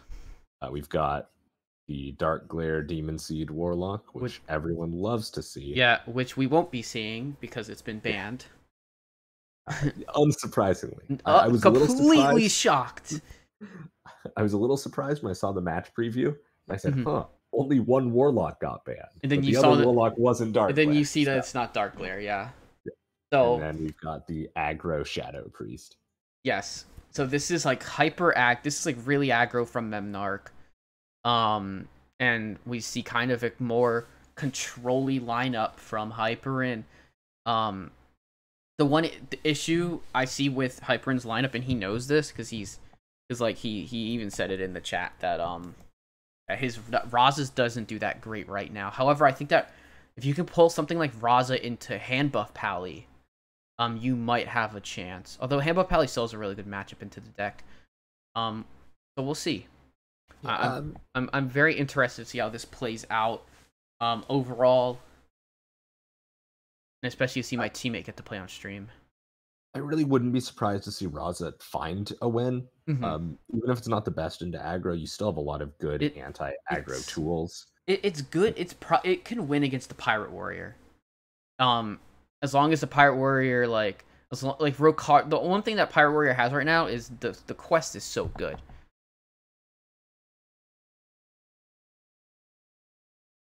Yep. So the players seem ready to go, so we're not gonna keep them waiting any longer. We're gonna go ahead and start the match. So first to spectate for those who are watching is going to be Memnarch. Second to spectate will be Hyperin. So yeah, let's get them eyeballs.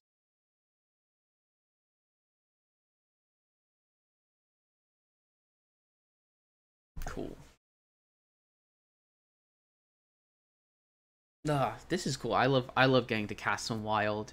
It's been a really interesting meta, and the conquest meta seems very interesting because of the fact that you could just ban the warlock out. Like you don't have you can go for target warlock and get away with it. I think you did that last week. I did in fact bring target warlock, and then my opponent also brought target warlock, and then we both just sort of played our target warlock decks against each other. And it was whoever's warlock won against the other warlock, maybe? Neither of us brought warlock. Oh my gosh. I think the game 5 was Quest Druid versus Pirate Warrior. Oh yeah, and that is Druid favored, I thought, but I think the warrior your warrior got there, right? I was the one playing Druid, so my Druid got there. Yeah, your Druid. Definitely good. It mostly relied on me high rolling the first couple games by sticking very early Nerubians with both Demon Hunter and Paladin. Yes. But yeah, we're heading into game 1 now. Yeah, we got Pirate Warrior versus Demon Lock, essentially. It's always cool when you see players bring decks that they really just like, I guess. Like I think to some extent, like the players who play, like obviously they're really good decks like what they play, but cool when you see someone pull out something like a Demon Lock. I think this deck might actually be pretty okay into Pirate Warrior because there's so much taunt and disruption. Yeah, and I mean honestly, this Dirty Rat is just going to be a 2-mana 2/6 taunt. Yes. That pulls a pretty mediocre minion. but it stops the part of the quest from going off, or you can hold it until Rokara. Like, you could just hold it and try to pull the Captain Rokara after it gets completed. But this deck runs, this deck runs 1 weapon and two spells. Everything else is minions. So good luck. Yeah, pulling Rokara certainly seems a little ambitious. Yes. I think, honestly, I'd like to just see the Dirty Rat. I would too. Here. I would too. You're either playing Sense Demons or you're going like Mixtures plus or Mistress plus Dirty Rat. You're doing one of the two.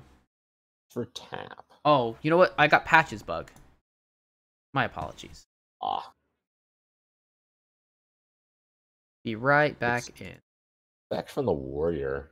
It's turn 3. We can just drop a Deckhand plus Ankar. Yes. Deckhand plus Ankar. Oh, Bloodsail Deckhand plus Ankar.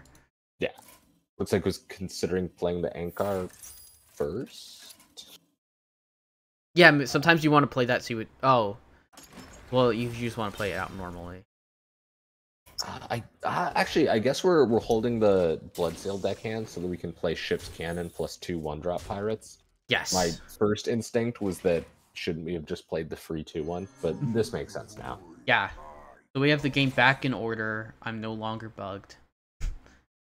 And I would expect we're going to see Ship's Cannon plus a few pirates come down here. Yep. We're just going to see what the draw is. It's a South Sea Deckhand. Unfortunate that it wasn't drawn first, because you would have just played that out immediately, I would think. Oh. You know what? I really like this play. 50-50. Oh, he could have gotten the rusty hook. Yeah. Which, no, not too bad. It's a weapon, but yeah, you're right, that was a 50-50. Though this allows Hyper to pull out a Forge Fiend on this turn. I don't think he has any of demons in hand. He could sense demons if he really wanted to make it like more difficult on himself for it. But I think you just trade, let the Morg Forge Fiend come out, and then you sense demons after. Yeah.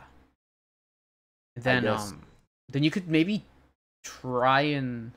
I don't think there's a reason to Dirty Rat, because if you pull the cannon, it just makes it so much... Like, you have to think maybe he has cannon or something that's just like, you really don't want. This is a real problem for the Warrior right now. He has to like trade and kill off this minion as fast as possible. Yeah. Man, hitting an 8/8 with your face feels bad. It does.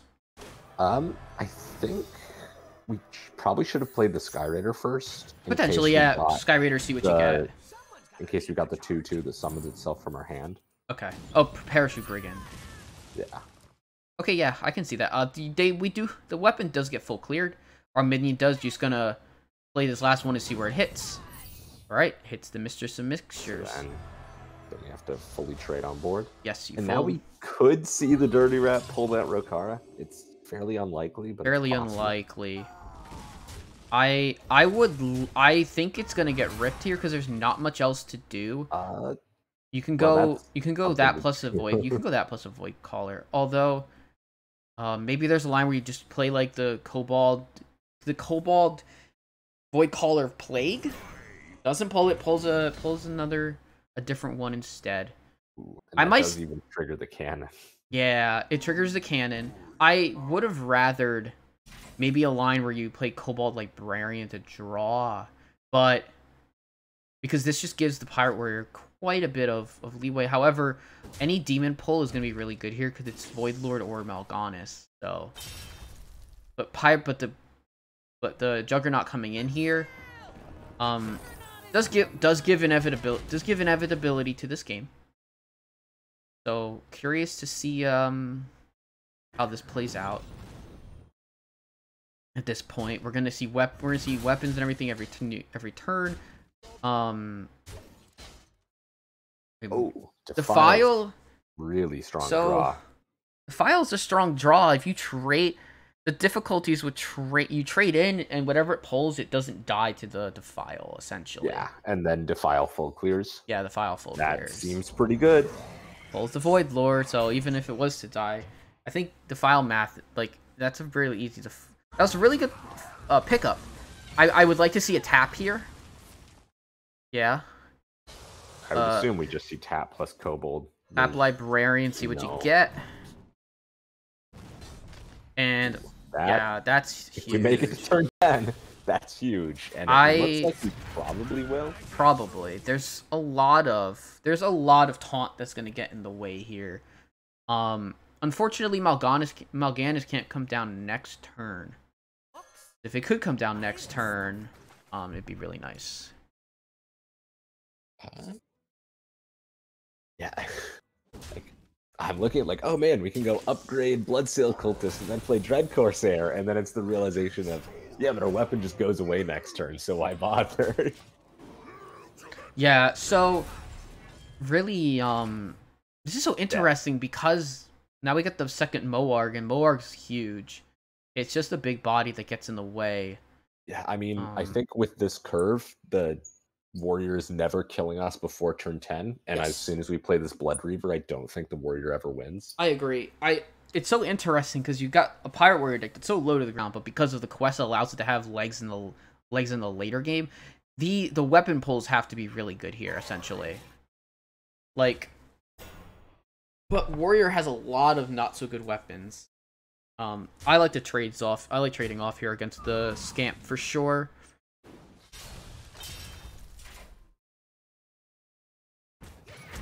Alright, so we got an Arcanite Reaper. Realistically, like, I don't mind the Reaper here. I don't mind even just using upgrade, because you're gonna have to upgrade at some point. Like, then you can just use your blood, or you can go with the Bloodsail Cultist, one of the two. Just because you want to buff this weapon to be able to full trade into the minion. Because it's not gonna do anything else. And then you want, because you value your minions so much in this matchup. The interesting thing is that this cheat is gonna pretty much be able to permanently be stealth for the rest of the game. So that does give some inevitability from the pirate warrior in this game. And the cargo guard living also keeps putting stuff in the way. I don't think you need to play Mal'Ganis here. It's just fodder and dies. This warrior has 28 damage on board, so we're staring down lethal. So you probably have to remove this 3/3. Yeah, you have to. You're either forced to play Mal'Ganis or Drain Soul this 3/3. Yes. It looks like we're gonna go for Drain Souling this 3/3. I agree with that line. You don't want to lower yourself too much because I still think that this is lethal post. No, it's almost exact. It's 20, but however, okay, sorry, some of the damage goes away, I'm pretty sure, with the weapon switch. It would have to be exactly another guaranteed 16. Guaranteed 14, I think. No, because 2 always goes face from Juggernaut. Okay, yeah. Yeah, so. Well, we're Plague of Flaming, kills 1. Alright, so it's 2 damage, and it's a knuckle, so that can't go face. Oh no, sorry. Brass Knuckles just gives hand buffs a minion. We're looking at 14 damage. We're 1 off lethal. Yeah, we are. 1 off exactly. So now the Warlock plays Gul'dan and really, really prays that none of those cannon shots go face. Pretty much. You have to do that. You just lose otherwise. This is the type of thing that this pirate warrior can manufacture. Oh wait, actually no, we gain the 5 armor. So yeah, you get 5 we're armor. Not dead even if cannon shots go face. We're fine. No, I still think that you're gonna. Oh no, because the Moargs all come back. Our board's full. We've got 2 Moarg. We're fine now. Yeah, and in each of the Void Callers pulls stuff. Wow, 1 did actually go face. This is gonna be very tough for the warrior to So it's gonna be tough for the warrior to pull through in a couple of turns, but the weapon here, this weapon is actually very clutch. This weapon just keeps hitting. It's overkill.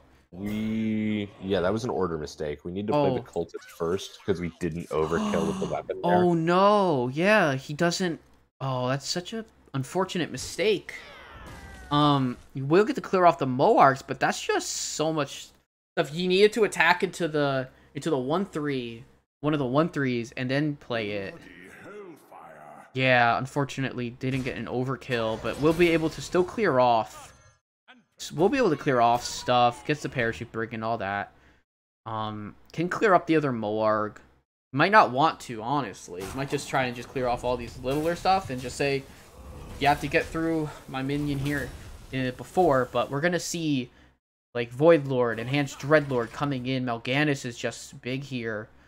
We're gonna start to see stuff getting cleared and healing for this Warlock. Game might be completely turning around after this one. Everything's gonna be a lot easier to clear. We're gonna set up for I would hit with the 3-2 Void Caller, try to pull Mal'Ganis here. Pulls it. Honestly, I'd like to just see these minions go face for the Warlock.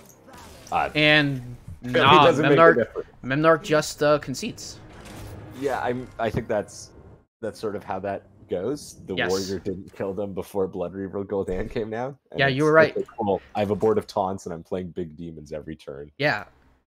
So you know, the Rokara might give some inevitability, but it's not beating large demons.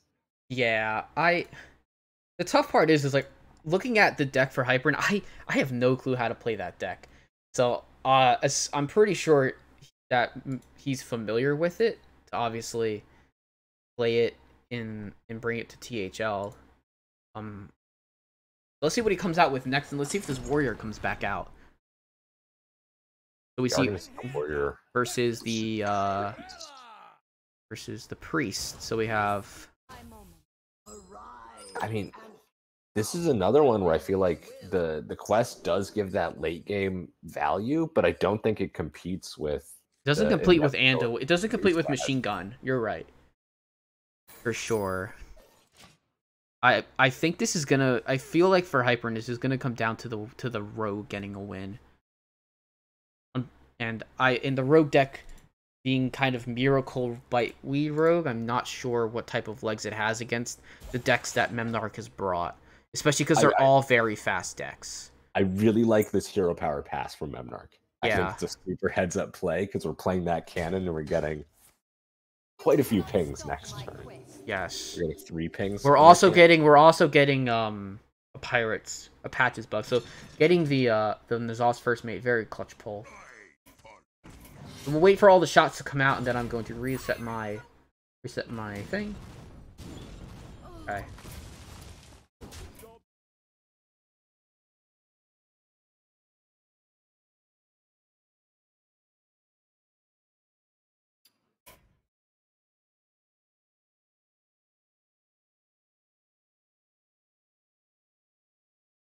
All right, loading back in now. So let's see the state of the game.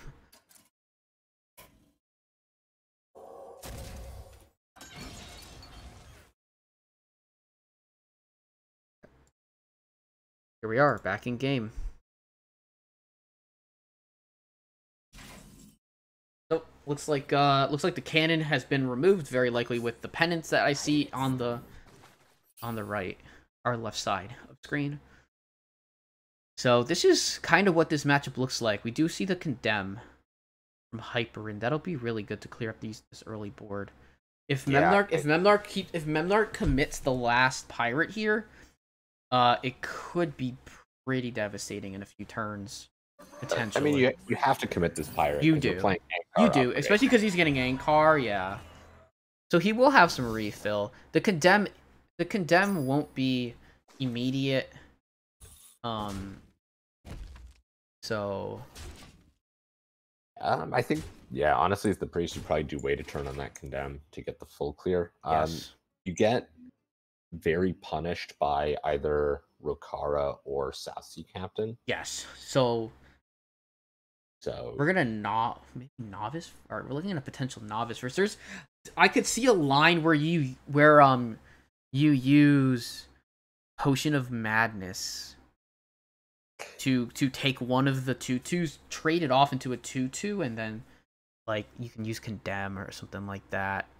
Yeah, I mean, with that line, then Rokara is not as much of a punish.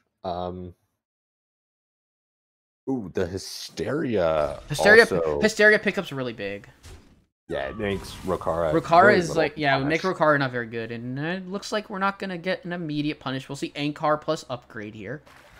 The deckhand is just a minion to complete the quest at this point, but let's see what is. But Memnarch's gonna see what's drawn first. I'm again interested why we didn't play a 0-mana deckhand. Because we could have played both that and Sky Raider this turn. Oh, true. You're right. And we don't really run any other weapons, so... No, this deck doesn't run any other weapons. I mean, sometimes you just don't see it. It's I miss that stuff a lot, too. So, it's very difficult. It's like... Yeah, you're just like, I see this and that, and then I don't... And like, oh, we accidentally missed... You know, the free damage on the free extra tick for the quest. I don't think it'll do too much. This Spirit Lash is real nice off of Palm Reading. I really want to see this Lash picked because it's gonna be good now until the rest of the game. I guess we're gonna just. I don't think the Lash was that good because I think we're always clearing this with Condemn, and there's not that much more board flood potential. I guess. Or, like, at the very least, there's not going to be that many more 1 health. Yeah, it's getting close to the point. It's going to get close to the point where this priest can just die, potentially. Especially because this is hitting, it's going to drop him to 6.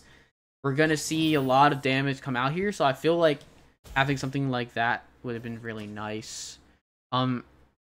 We do see a Scream, so Scream can eliminate a big board again. I'm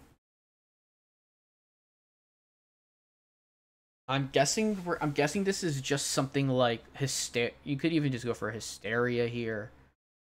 Hysteria to kill a 2/2 and a 2/1 really just doesn't feel worth it. It doesn't feel worth it, but if he doesn't kill it, he's gonna heal, but he's gonna heal and then end up down to 2 health.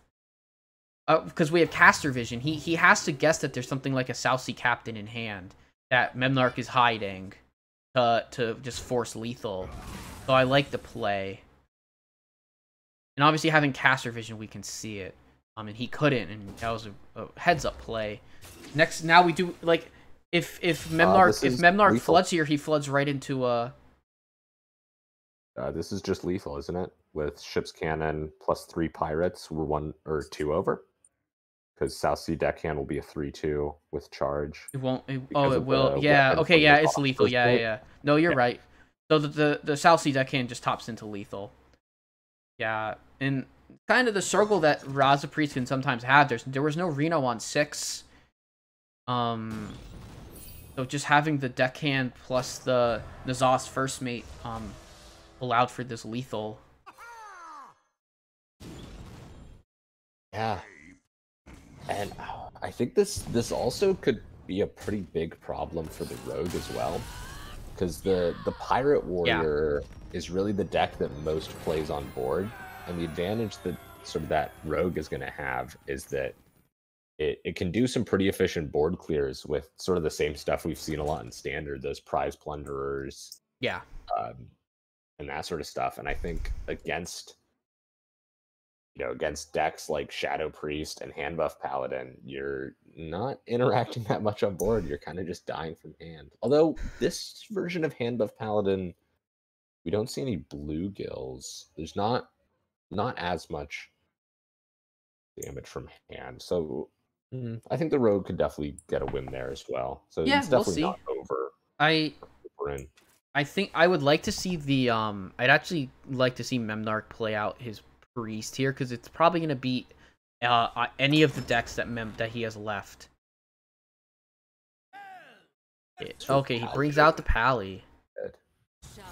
Into the Rogue, too, so this is the matchup we were just discussing. Where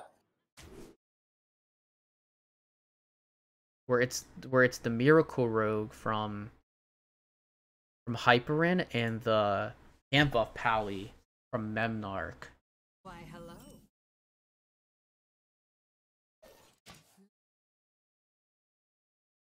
So, gonna be a pretty slow start here for both players. Memnarch is gonna play out his Selet's Pride. That's a really nice that he plays that instead of just going for a Grime Street, outfitter, because we're gonna see the backstab plus lackey plus evil miscreant, which I think I would have liked Foxy Miscreant. Foxy, I think so as well, especially because now this hand's just gonna get buffed really big. I would almost.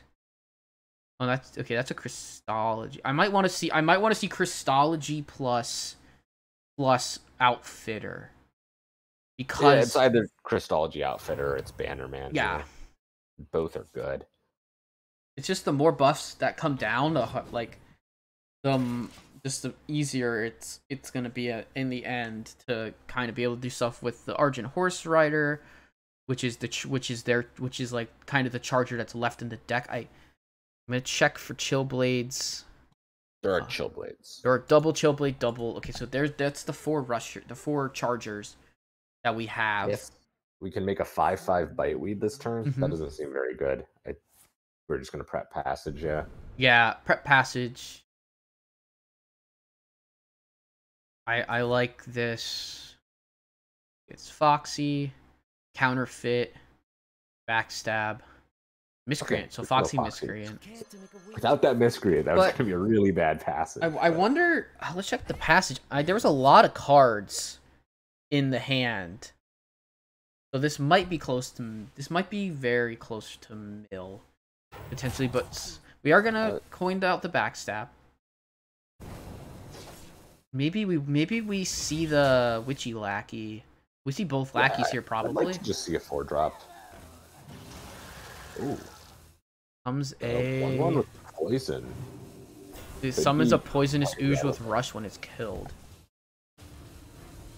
So this fortunately makes it so the Samuro doesn't full clear this board right now. It will if it gets buffed by 2 more attack.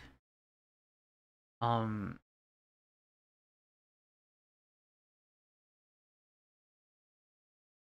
wonder if it's something more where you just go for Bannerman and just buff up, and maybe you go for a Broom here to clear off the 2/6 right away. That's the only. You're either playing a Broom or you're holding. So I think you would maybe want to remove it. I'm not sure if it's better or worse to do that. Especially because Broomsticks are pretty valuable in this deck. Just as good board. But I guess this is a moment where you want to get some of the board removed. Yeah. Unfortunately, this does leave a poisonous ooze on the board, which can clear off these other minions, and the ooze just kind of looms. Although the Samuro will just clear everything off. But there's some form of a pop off. And we do see the Octobot in hand, but no trigger for it yet. As far as I can see.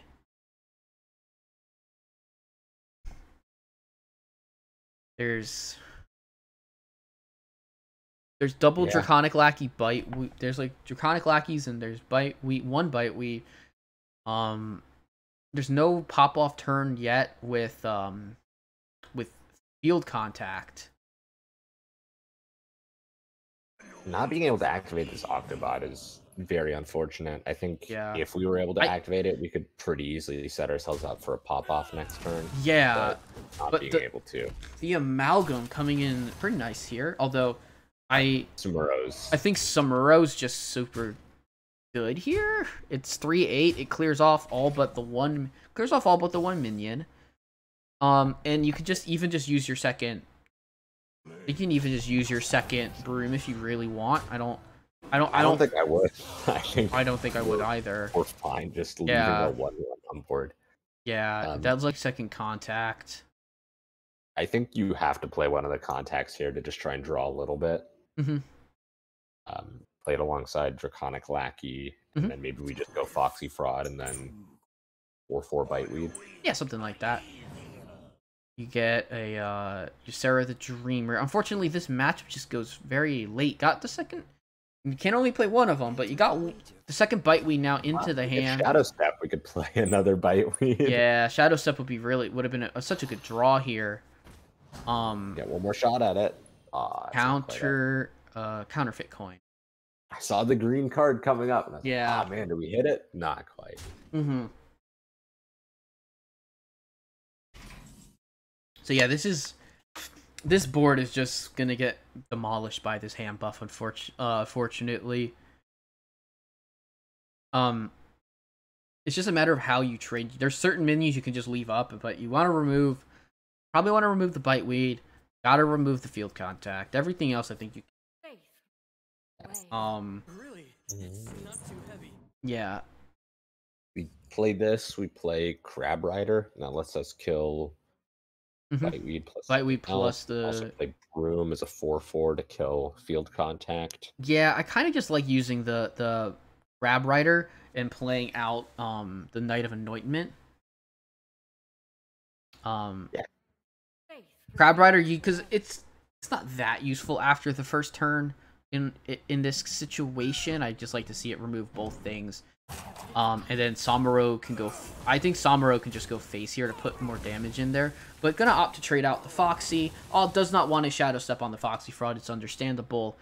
And we're gonna put the board to nothing with a Broom. So I like it. Oh, there's the Shadow Step. So there's the Shadow Step. So we might be able to do something this turn. It'll be very, very difficult though. So we're gonna see second field contact here. Yeah, I think we have to go contact, Biteweed, Shadow Step. Yeah. Just try and find something. We could go Edwin Shadow Step, but that gives us less mana to work with. Is just gonna go for the Biteweed. I like the coin Biteweed though, because you can coin Biteweed, Shadow Step, Biteweed, Edwin, and there's even a prep now. Yeah, we Shadow Step, play the Biteweed first. Yes. Just in case we draw something that we want to prep. Yeah, then we prep. Then we play the Biteweed. We hopefully draw a spell. Not that one though. Okay, unfortunately that's passage. That can't be played. But Edwin's now a 14/14, which is a massive threat. Which will get removed, but will demand a lot of resources. Fortunately, the Argent Horse Rider has Divine Shield. Is the big thing. Don't know if this Edwin will get removed. On. I bet Memnarch was calculating. I bet Memnarch might have been potentially calculating could have been calculating something with whatchamacallit, with Conviction maybe, but I don't think that was the case.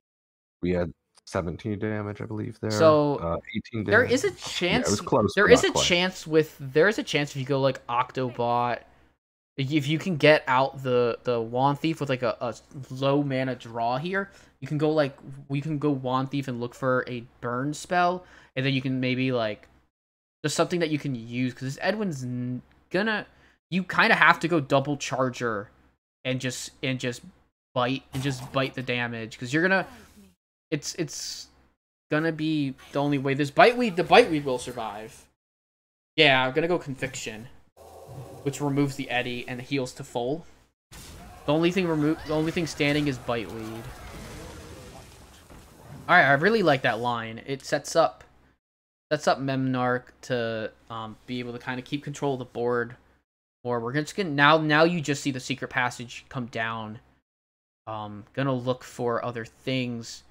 There's Plunder, Swindle. Wow, really good plays here. And you can play. I think you don't play the Octo here, but I wish you could keep that Plunder, but you probably just can't, unfortunately.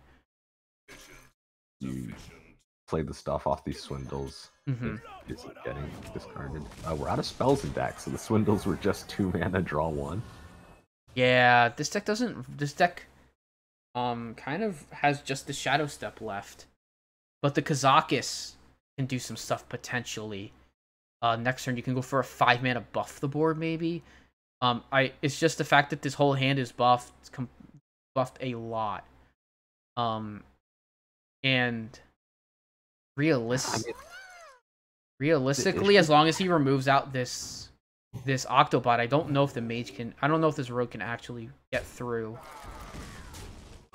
at this I point. mean, with this Horse Rider played, I think if this board gets cleared, the Paladin's honestly going to struggle to close out from here with like almost no damage left from hand. Yeah, it's really interesting because I'm seeing it like from the perspective of I'm not sure if this rogue can get there because the rogue has used the Edwins, has used the bite weeds, but then again there is Kazakis, there's Kazakis Shadow Step, there's Wand Thief, so this deck has more legs than I'm seeing.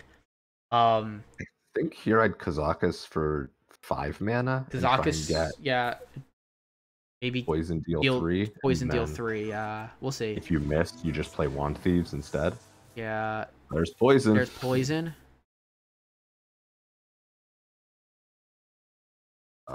Rush Summon a Copy also works. Yeah, rush copy is fine. All right, there's copy. Yep. Or Freeze. Also. It doesn't clear. I think some. I wouldn't mind rush copy because then because the one you trade into the 4/3, you can just step it back. Yeah, Or you can. I actually really like that play because Yeah. then we're set up to also Tenwu it next turn, and that puts the Paladin in a very rough I don't position. know if he'll get it off, but he should. I hope he sees the line. He doesn't get it off, so I don't think I don't know if that wasn't Carriel get it Carriel off, I will. just- Unfortunately, yeah. Carriel just removes this. But you can. But fortunately, it can't. Unfortunately, both get removed with that because the Origin Horse Rider just trades. But there is still like Ysera in all this, kind of like these other things. It's just that this Battle Master Conviction looms wide, looms pretty big. Gonna have to try and probably make something happen with this Wand Thief at this point. Look for like devolving missiles. You have a lot of ways. You have a lot of tools to. You have a lot of tools to keep yourself alive here. We're probably looking at like. Ooh, yes. Ooh, I don't think you can Sarah. I don't think you can. I don't think you can just Sarah and live, You right? have to play around Conviction.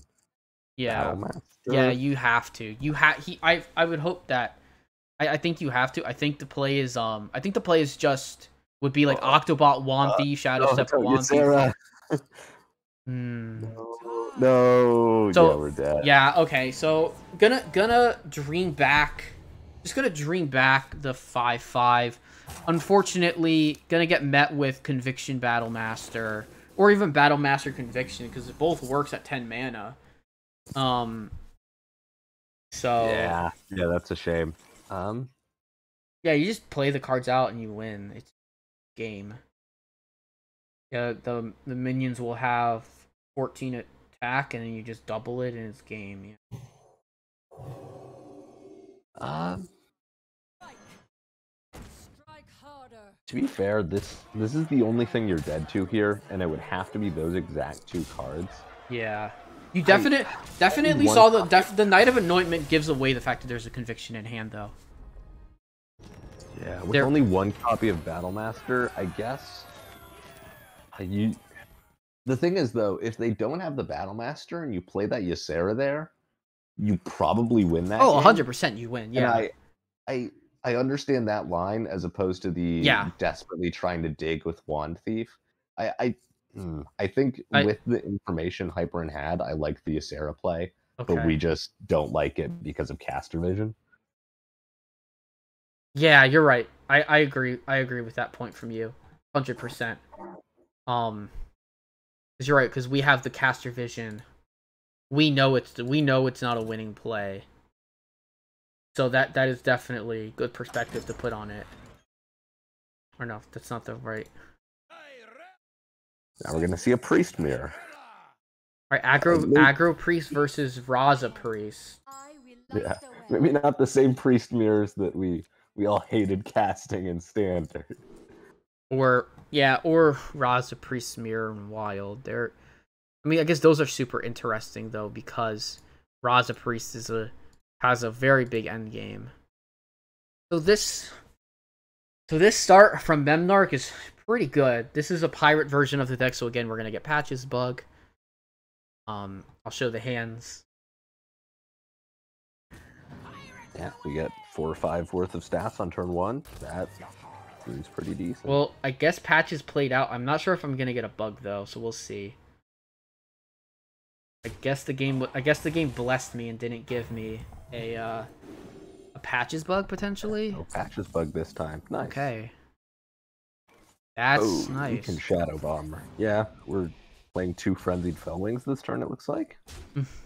That... Probably, yeah. This is where the deck gets really, really tough to play against. So this card here is it's D-Plague. So not gonna be able to clear everything, and probably gonna want to actually clear the 1/1. This is where it gets tough because because you pretty much need Reno on 6 against this matchup. Raza's good because you can get some heal off for free, but you're really looking for that Reno. Probably still has to try and clear off enough stuff with Devouring Plague, hit the 2/1s. Okay, let me get this stuff all fixed up.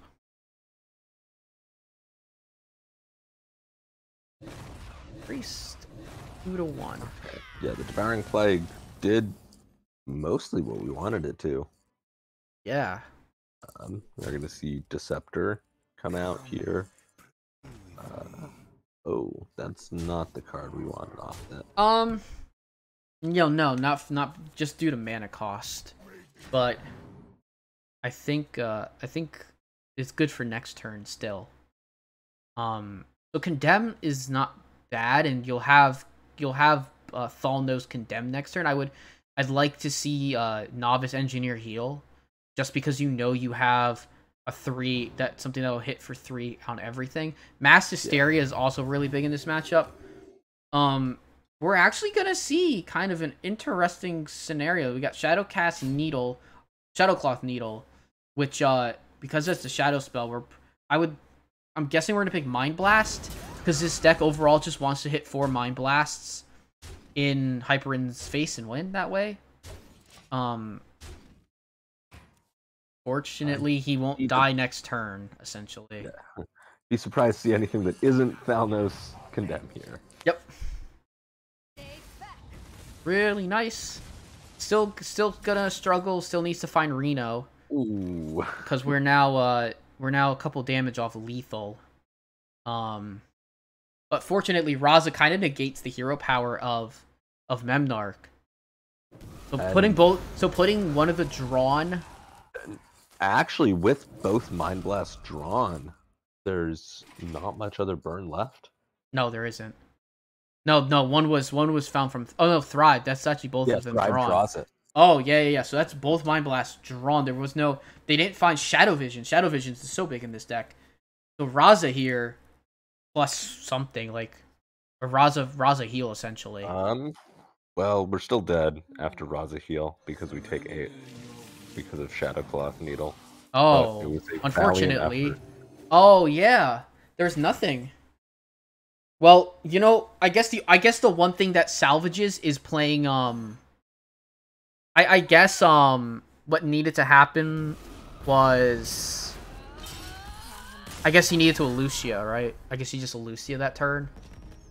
Even though you're giving up your Raza essentially. Yeah, I don't think I guess we're not dead if we play Elucia, but we're never winning from that position. No. After we just drop in Elucia and give our opponent Raza. Yeah. Because then they're just pinging us for 0 every turn. Yeah, we just kind of got steamrolled. Our opponent got 4 or 5 of stats on turn 1 and then got 8, 7 of stats on turn 2. It's really hard to beat that.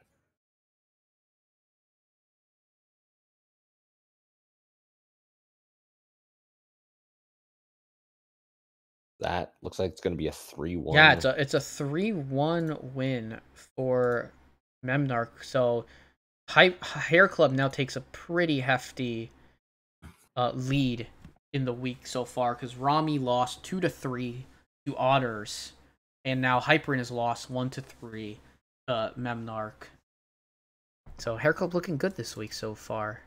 It's tough to see it as a person on the opposing team, who's on Hyperin's team, to see the loss there, but It was well played matches, honestly. Man, we need to stop casting our teammates' games. Yeah, we really do. Hello? Hey, Memnark. Hey, Yeah, congratulations on the win. thanks. There were some very close games. Game 1 was especially thrilling, even though you didn't take the win on it. Wait, did I miss lethal? What? Oh wait, no. I keep thinking about that blunder. Like I just thought kill, attack again. So I just I'm Oh, good. Yeah, I noticed that. Then I read the card We again. It's needed like, to buff God, it one Rossicon attack. Rumble is underpowered. mhm. I thought I played game 1 really well up until that point, though. Yeah. Yeah, the one question I think I had in both of the Pirate Warrior games was there was like a turn where we could have played what's his Bloodsail Deckhand and then Ankar, and I think both games we then didn't play the Nah. Bloodsail Deckhand before Ankar. I think, like, the game 1 against Warlock, you don't really care about the 2-1 on board. Like, I think it's more important to play around Defiles and to like Yeah. like what's that two? Like I guess I was off by 1 damage, so it may have been correct. But playing into AoEs and playing into clears is the main way you give into Warlock enough. Like I should say not playing into, but overcommitting into clears Yeah. and removal is the main way you give Warlock time. That's Like, fair. I also wanted to. I'm pretty sure on one of the games I was 1 out of 2 on the quest complete with the cannons. Like I was holding that for cannon mainly. Oh, okay. That makes sense. Like I know on the first game I definitely had cannon before I left, so I was definitely holding it for that. Because remember the turn he played the 8/6 off the Void Caller, I killed it because I had 5 cannon shots because of the quest complete. Yeah. And the what's it called? And the ship's cannon. Mhm. Like if I would have played the Bloodsail beforehand, the cannon shots would have gone face instead of help clear the minion. And Yeah. I think that's a less useful use of those cannons shots. Yeah, that made sense. Yeah. Like I've played enough Pirate Warrior to know it looks unintuitive sometimes, and it looks like I'm just missing and just not spending all my mana. But like your swing turns, your cannon shots are so much more important than like giving than actually playing the minions and curving out. Like Yeah, I think I missed it in game 1. And it makes sense for game, and it also makes sense for game 2 because the cannon. game 2 was hilarious because I had to like double check. Like, wait a minute, do I have lethal? Oh, Like, yeah, I saw that because I didn't spot the lethal. I was like, oh, I didn't even. Yeah, I for some reason didn't think there was a. no, because I was gonna like autoplay Kara, and I was like, wait a minute, he's at Oh. 8. I got 6 cannons and a charge, Mm-hmm. and I was like, just processing it. Do I have enough mana? And I Mhm. was like, wait, I have enough mana. Wait, did I just top deck the lethal off Ankar? Yeah, you did. And that was Okay. really good find. Yeah, Yeah. because I was preparing for the long haul with Rakara. Like, Yeah. that's why I didn't play the Nazat's first mate because because he ran Rat, Yeah. and the one way I for sure lost is Deckhand Rat. Mm-hmm. Yeah, playing around Rat makes sense. Yeah. Yeah, I'm not as well versed on Pirate Warrior, so my small brain goes, "Oh, we should curve out, play all minions." But it makes a lot of sense playing around Defiles and Rats. Yeah.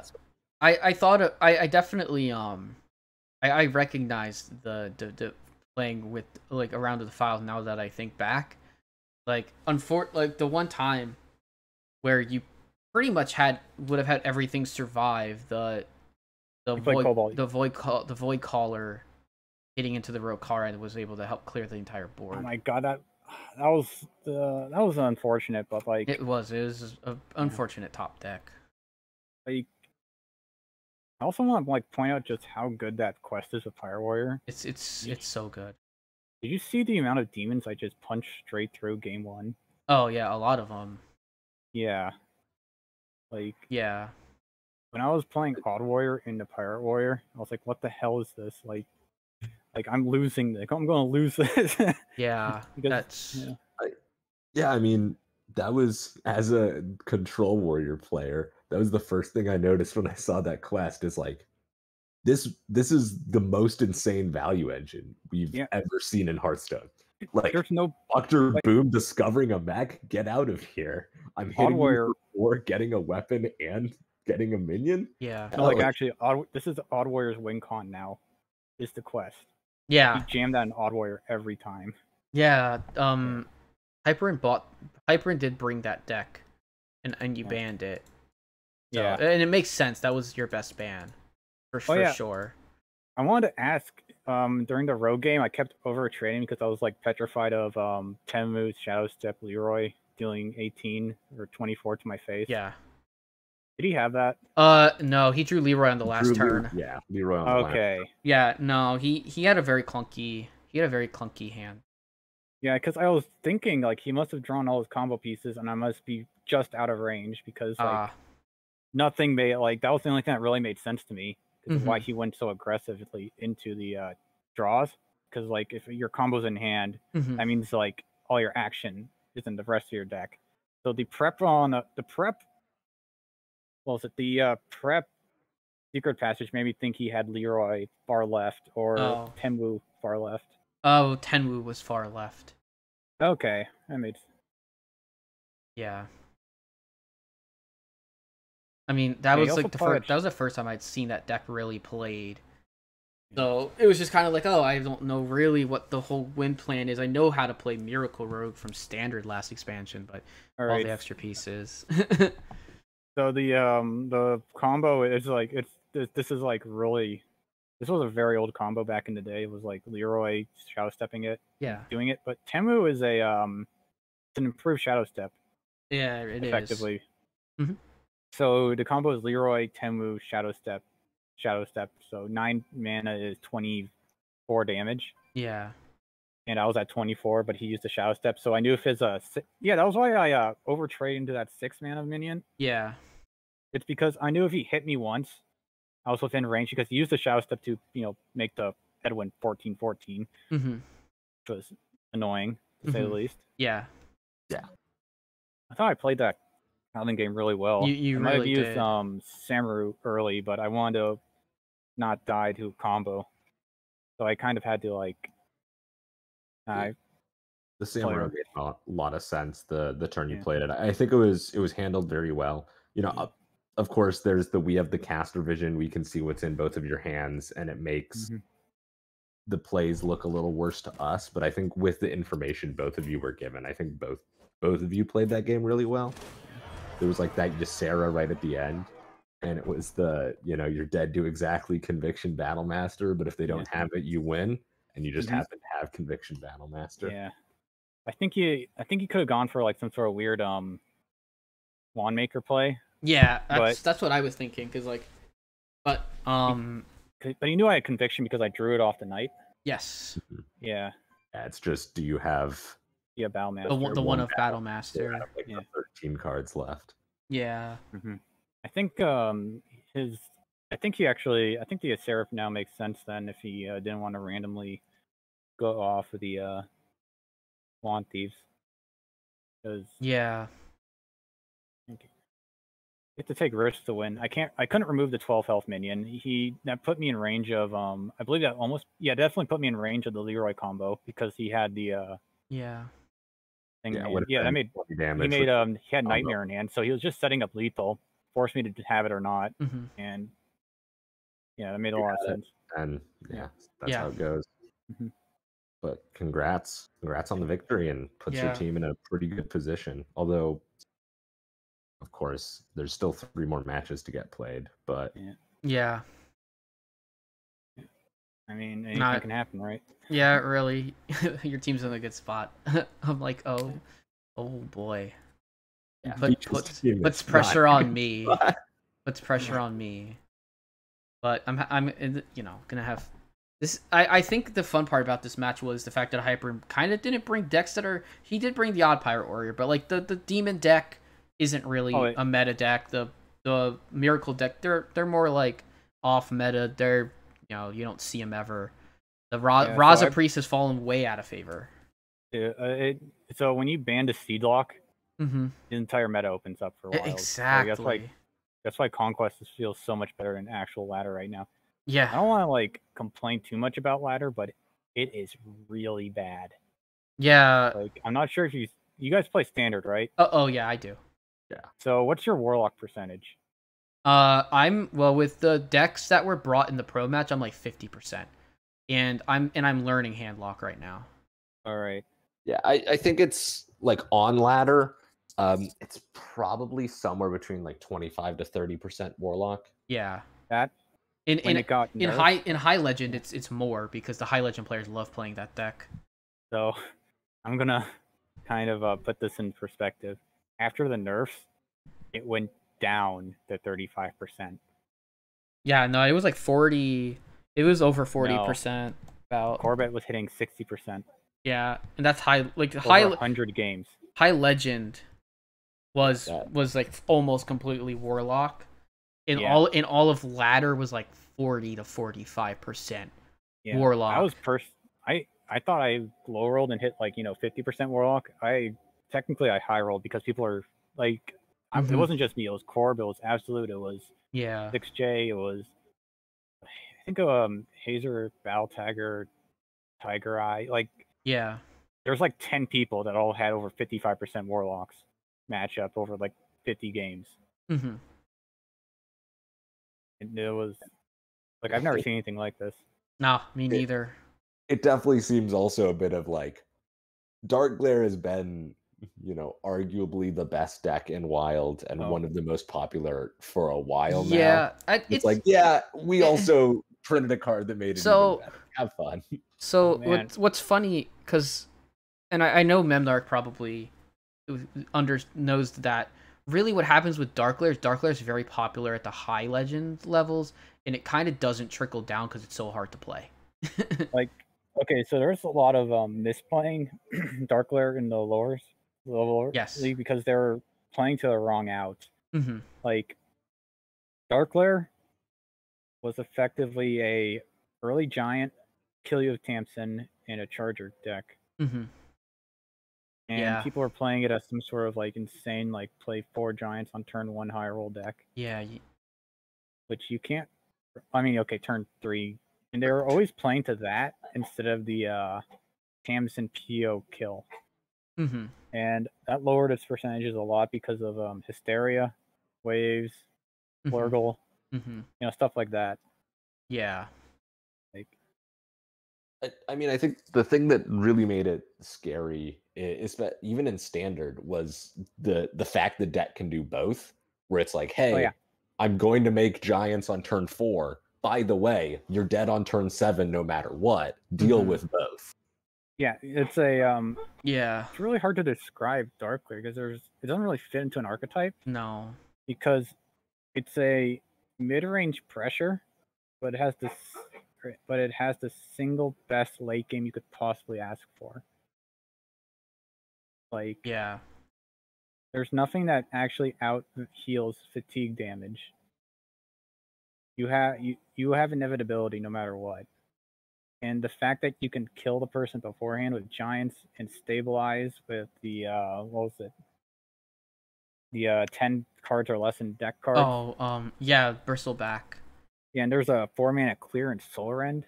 Yeah. Like, yeah, Solar End is insane. I Solar Ended for like 7 cards, or like 7 or 8 cards earlier today. Needless to say, I didn't. I think my opponent still killed me, but. So yeah, I played that. I actually played Standard yesterday, and I went 20-6 to Legend with that Giants deck I stole from No Hands. Nice. Like, yeah, handlock is really good. Yeah, it plays a lot like Dark Glare. As it really does. By it in Hero, I can say it is definitely a very good deck. Yeah, unfortunate. Me sitting playing my match. Oh, Owl got swept. Oops. Well, let's play out the rest of my match. But hey, that's how things roll. Congratulations on winning. And good luck to the rest of your team this week. Owl, thank you for commentating with me. Heat Shock as well for the first match. So yeah, we saw some really interesting decks. We saw some really good play from the players. We saw some fun We saw some warlock shenanigans in standard and a little bit of warlock in wild. It's been fun. Tomorrow night we have matches across the board. I don't have them up. We have Battlegrounds at 9. We have 8 o'clock. I believe there's an 8 o'clock and a 10 o'clock match. That's going to be Saku, and he'll have some people doing it with him because everyone else is unavailable this week. So if you want to cast tomorrow night, if you have experience with Battlegrounds or with Standard, then go ahead and message Saku, and sure he can get you into cast. Yeah, that's gonna do it for us on Thursday Throwdown. My name's Dr. Fee.